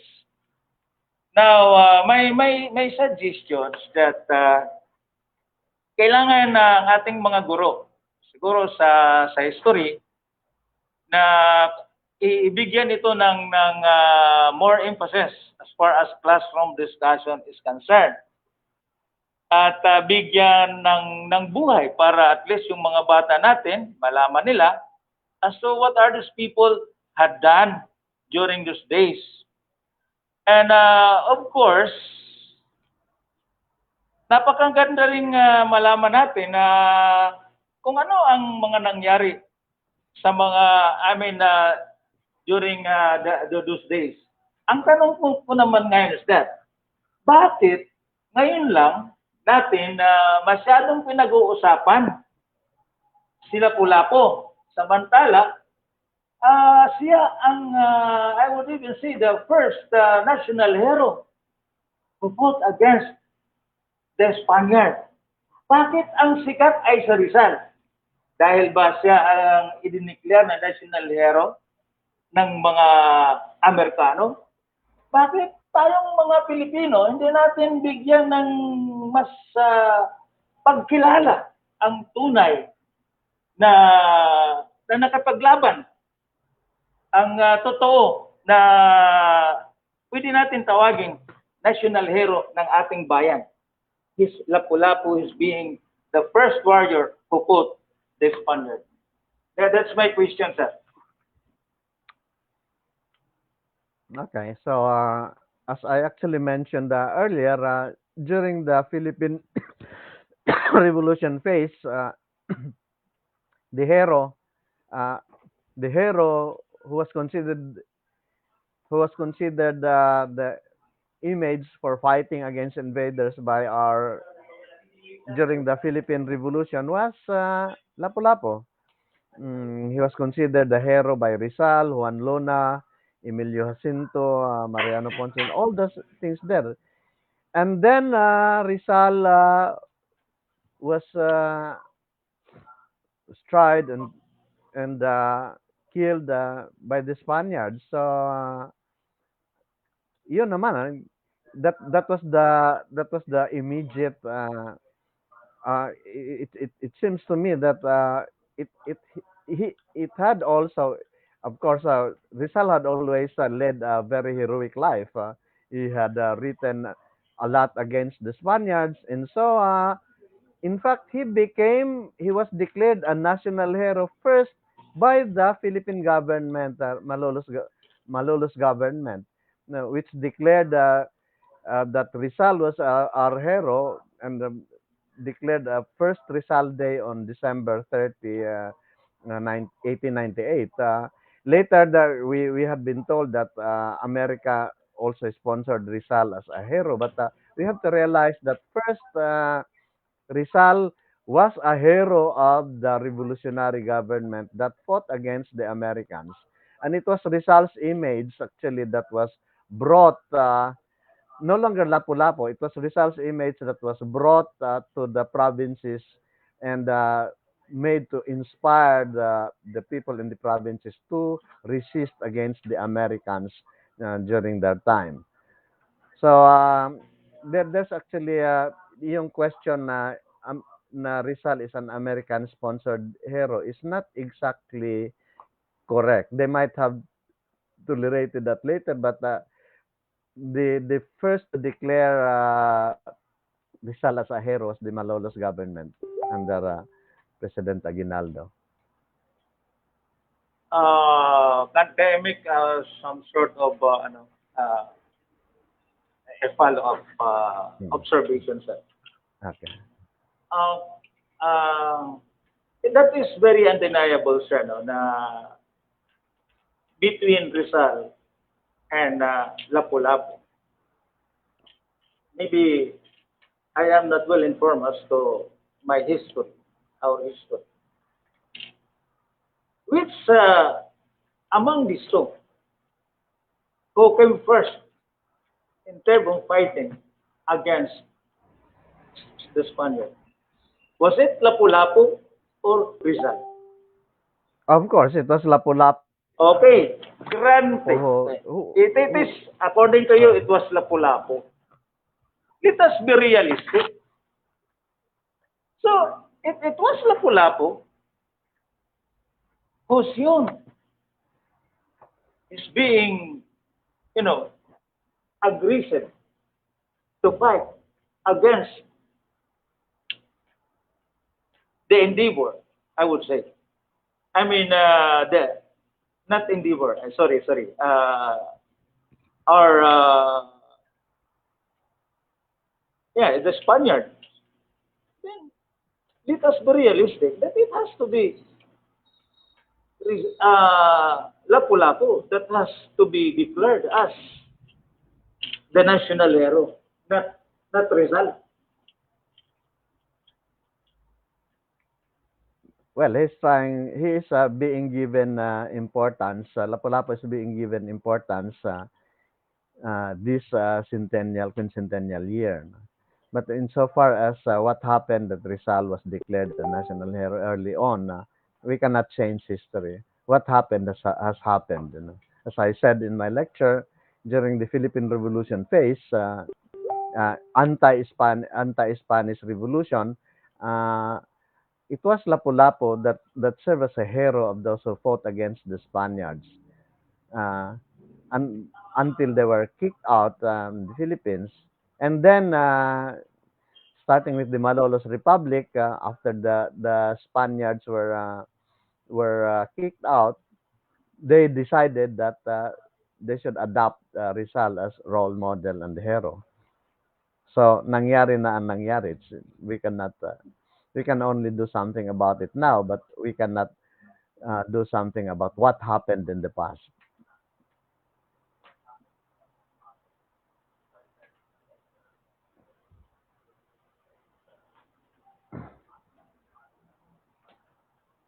And also, thank you very much for the information, for the discussion.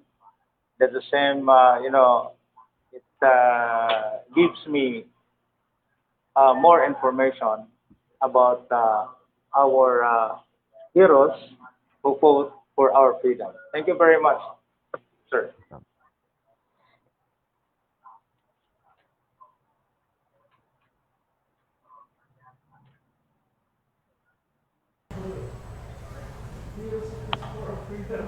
Thank you, Sir Araneta.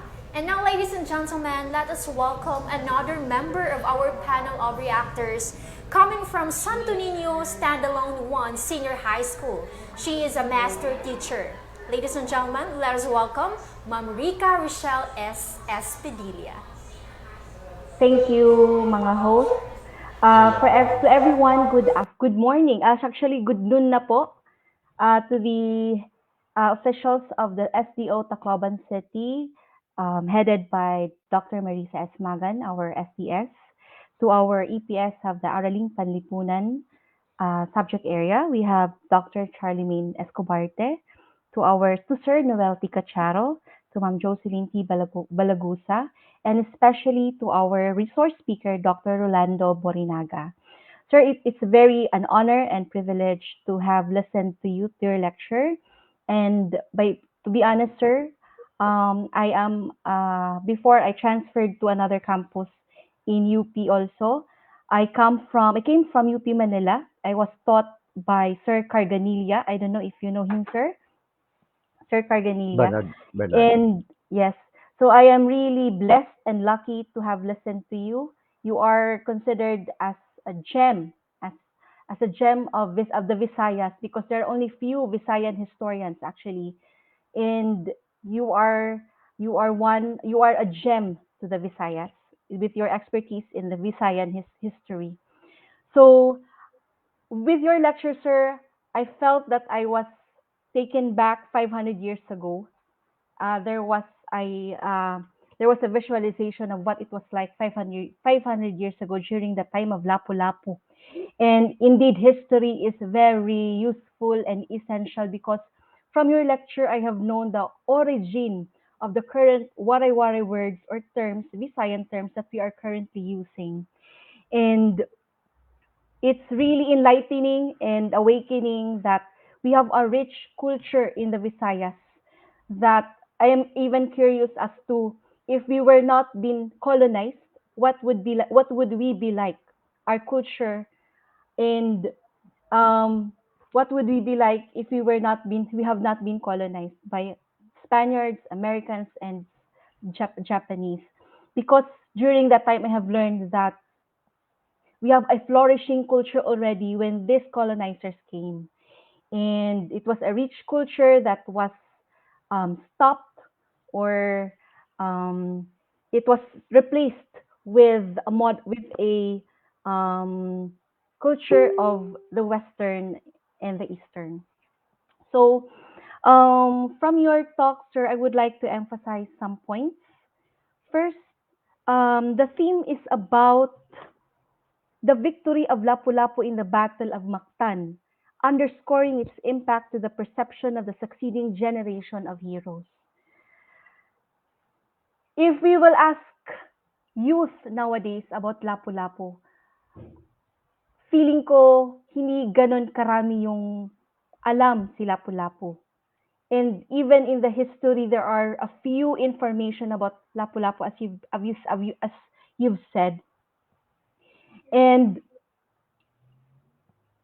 and from that, sir, I pick up the concept that anybody can be a hero. Ano ba ang basihan natin sa pagsabi na ang isang tao ay isang bayani, 'di ba, sir? Actually, I've researched that there was really no proclamation that Rizal was a national hero. And there was no law, executive order, or proclamation that has been enacted or issued proclaiming any Filipino historical figure as a national hero. Though we pay tribute to them and we honor them through certain policies or laws, but even during the time of President Ramos, where he created a national committee for for identifying national heroes, Lapu-Lapu was not among the 9 Filipino historical figures to be considered as national heroes. So ang point ko dito, sir, is not about Rizal because Rizal has also made his impact, biggest contribution to the history of the Philippines. My point here is that how do we define a hero? Um, Kasi ngayon, modern days, even in our simplest ways, we can be a hero.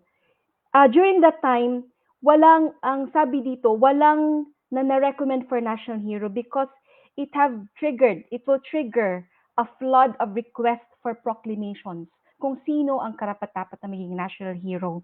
And another possibility is that proclamations can trigger bitter debates involving historical controversies about the hero. So, sa akin, sir, um, with the modernity that we have right now, with the technological advancement, we can just learn from the examples of this proclaimed national hero, oh no, of these heroes that we claim to be from their stories. For example, si Lapu-Lapu, ang what have we known from him? Yung weapons nila during that time were far low-tech than the Spaniards, but they managed to win. And the concept of fighting for our freedom, for our rights, it's something that we should imbibe, even especially nowadays that we are facing a lot of issues.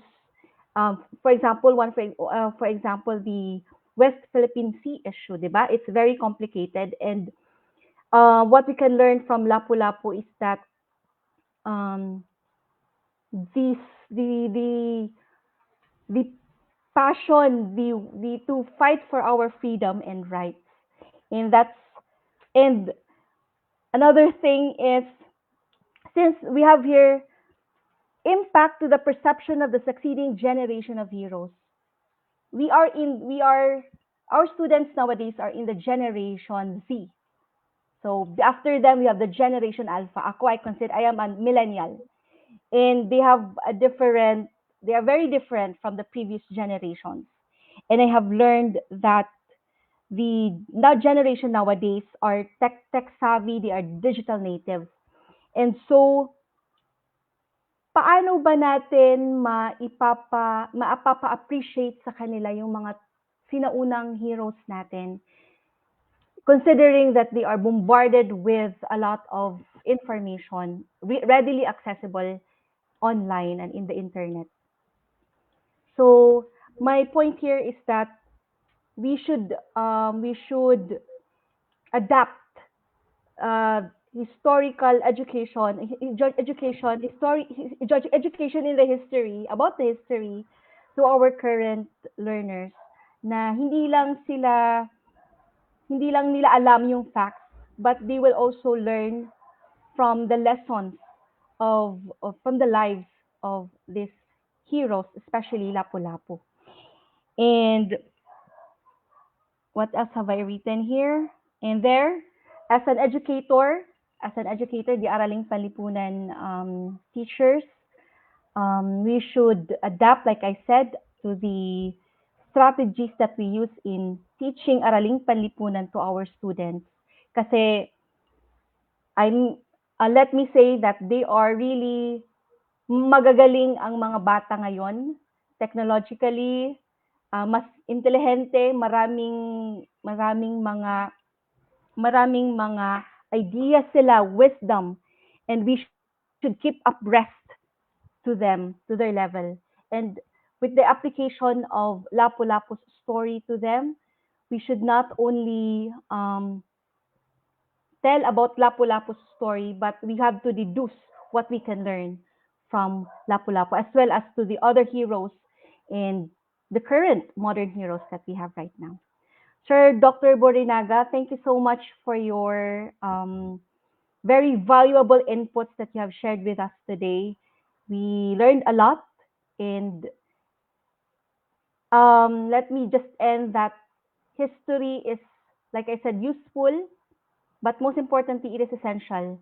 From it, we will learn who we are, and it will help us forward. It will help us forward to wherever we go in the future as a people, as a Filipino. Thank you.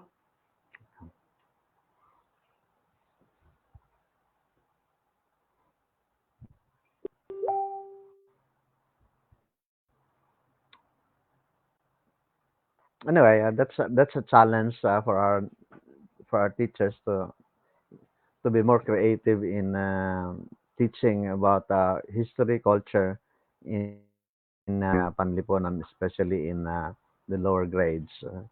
Because there must be a way of making uh, the study of our local history and culture and society more interesting to our young generation of students. Thank you.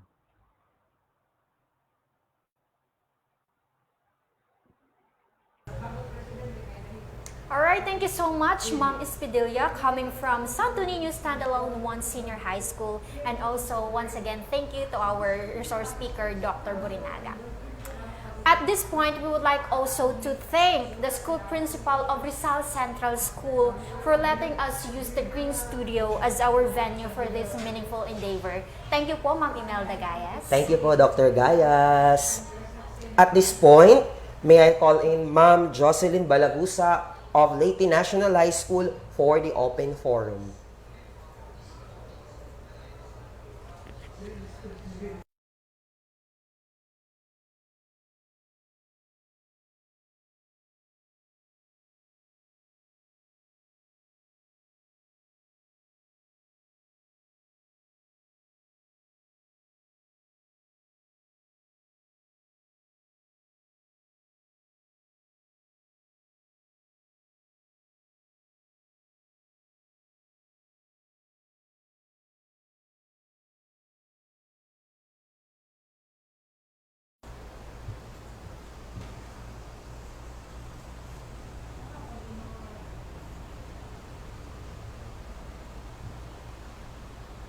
Hello, yes, good morning.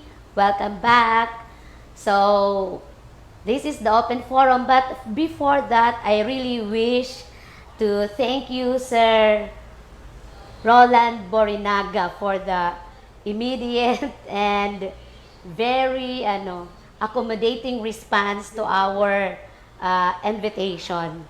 So as you can see there, these are the different opinions coming from our field of the expertise, the question coming from Sir Araneta is quite an intriguing one, but it will still contribute to the field of knowledge that we have now. I wish also to acknowledge the different students watching from the senior high school, especially those students in the understanding society, culture, and politics, the UCSP students. Then, of course, those from the grade 11, those in the politics and governance. The presentation of Dr. Borrinaga, especially nowadays that we are in the field of just delivering these modules, the very up-to-date presentation of Dr. Borrinaga will really be of great importance.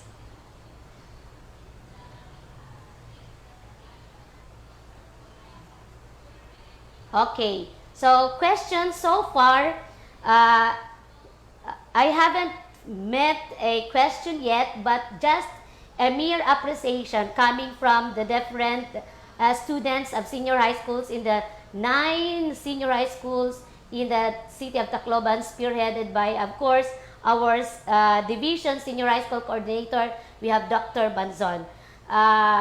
My family and friends at the Leyte National High School, especially those coming from the Humanities and Social Sciences Division, is also with us. And then the General Academic Strand, headed by Ma'am Juliana Arpon.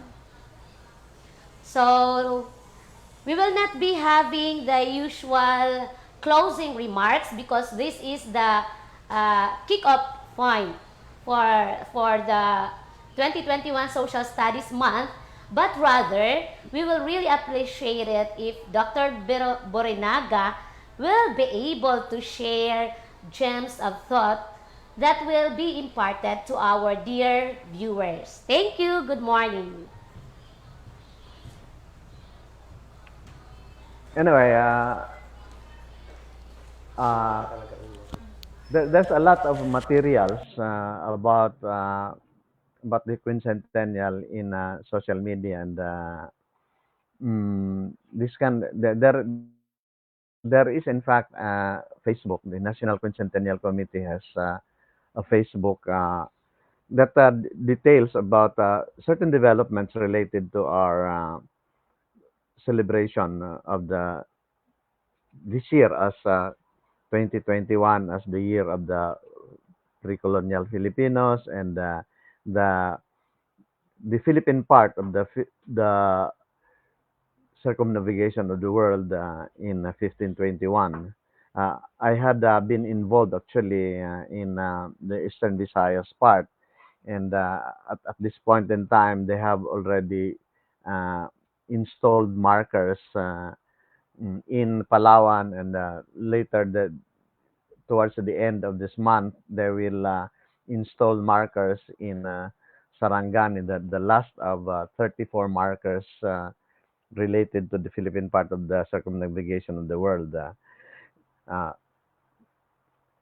in the Philippines part before the expedition went to the Moluccas. Anyway, what I wish to emphasize here is that we need to learn who were the Filipinos at the Spanish contact. Let us not focus on Magellan or uh, or what happened in Cebu. Let us just focus on sino ba yung nakasalamuhan ni Magellan and the early Filipinos that dealt with the expedition. Now let us look at it from our side, not from the side of the Spaniards. Read the documents, but how do you interpret it as a Filipino? And what can you establish from the documents? So, for instance, Pigafetta actually recorded the first glossary of first Filipino words recorded in 1521, and you would find out that many of these words, Visayan words, are still being used in our time. And if you read closely the documents, what had been, how did the Filipinos react and dealt with foreigners at the time? Mm, there are also a lot of documentaries to this effect that are you could actually look at these documentaries and videos in the National Quincentennial page. They're very interesting. But of course, they are not presented like TikTok and something like that. It takes a different kind of concentration and discipline to look at these uh, things pertaining to our history and culture. Uh, I know that this is not. I'm. There had been. I have been involved in a lot of other campaigns before. For instance, the campaigns for the return of the bells of Balangiga, of which I was actively involved. And at least people are very interested in that because mm, my gira. But a lot of other stuff in our history do not have war and all these political conflicts. They need a different degree of concentration to be to be understood. And insofar as Visayan things are concerned, as I have mentioned in this lecture, there is still a lot of things to learn and unlearn about our Visayan society and culture at the Spanish contact. Thank you.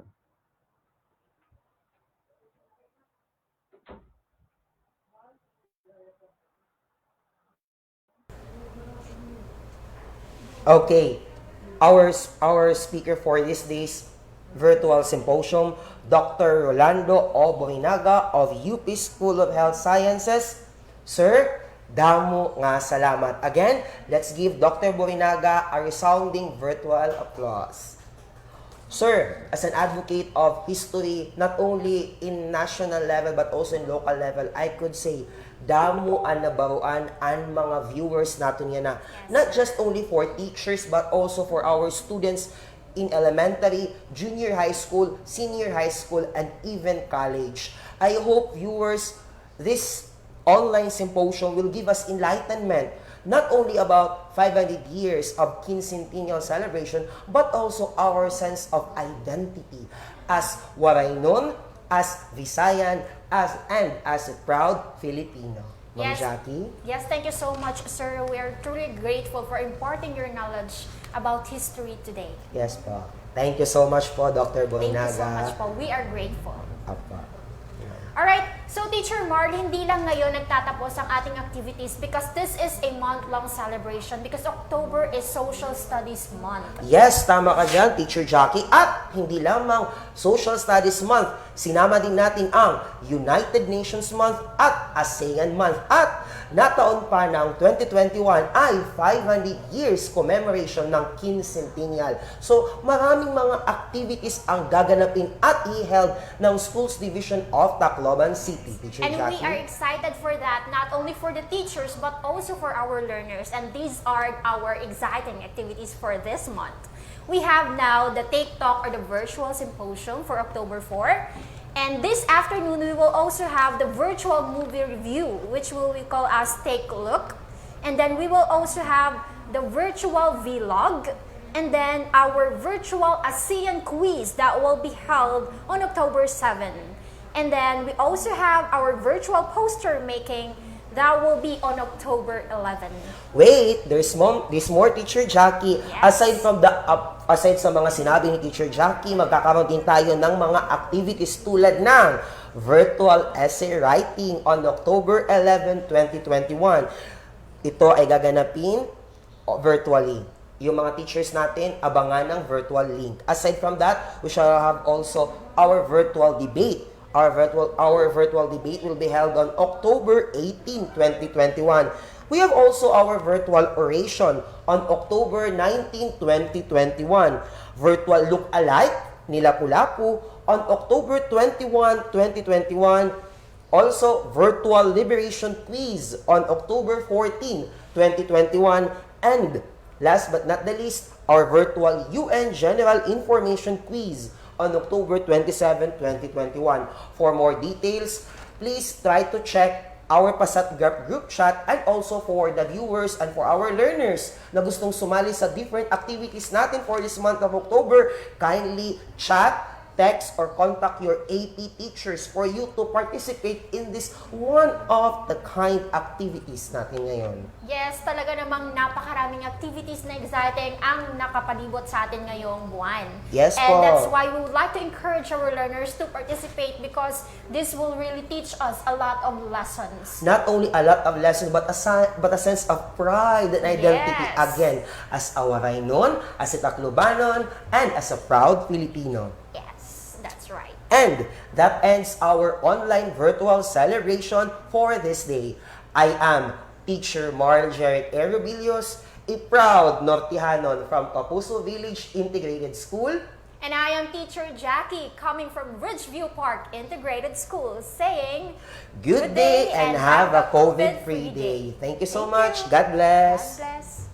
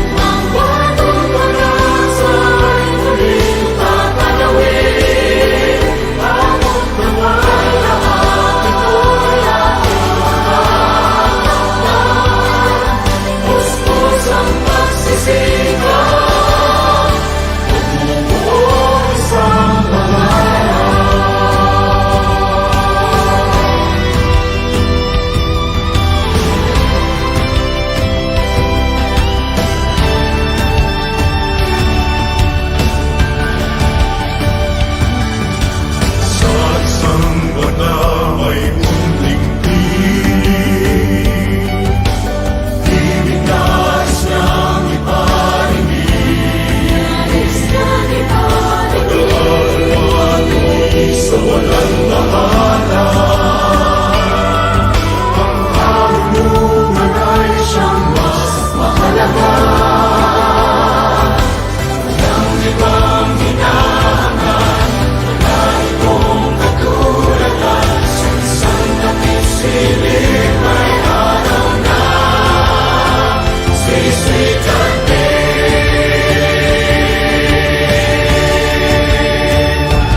Aking lilipain, aking papagaling, ang bagong pag-asa ay muling tatanawin. Ako't naman lahat ito'y aking makakakpan. Pustos ang pagsisigaw, matutupad ang pangarap, wala nang makakahalang. Kahit pulos may humarang, sipag at lakas ang ating hawak. Labis ng ating paglaban, patuloy na inaangal. Pangalan ko ay siyang matutupad, matutupad. Halina't makinig sa akin, tamang kabalaran ang kahihinatnanakin. Bubukal sa iyong isipan, tagumpay na tatahakin. Isang pangarap na lubos, landas na iyong pagtutunguhan. Pangat na inaasam, di mapipigil ni numan. Maaabot lahat, lahat ng iyong inaasam. Kasipagan ng sagot, talat ka man sa kayamanan. Buksan ang pahina ng mga aklat ng karunungan. Edukasyon ating kailangan, kamamangan ating iwanan. Please! Aking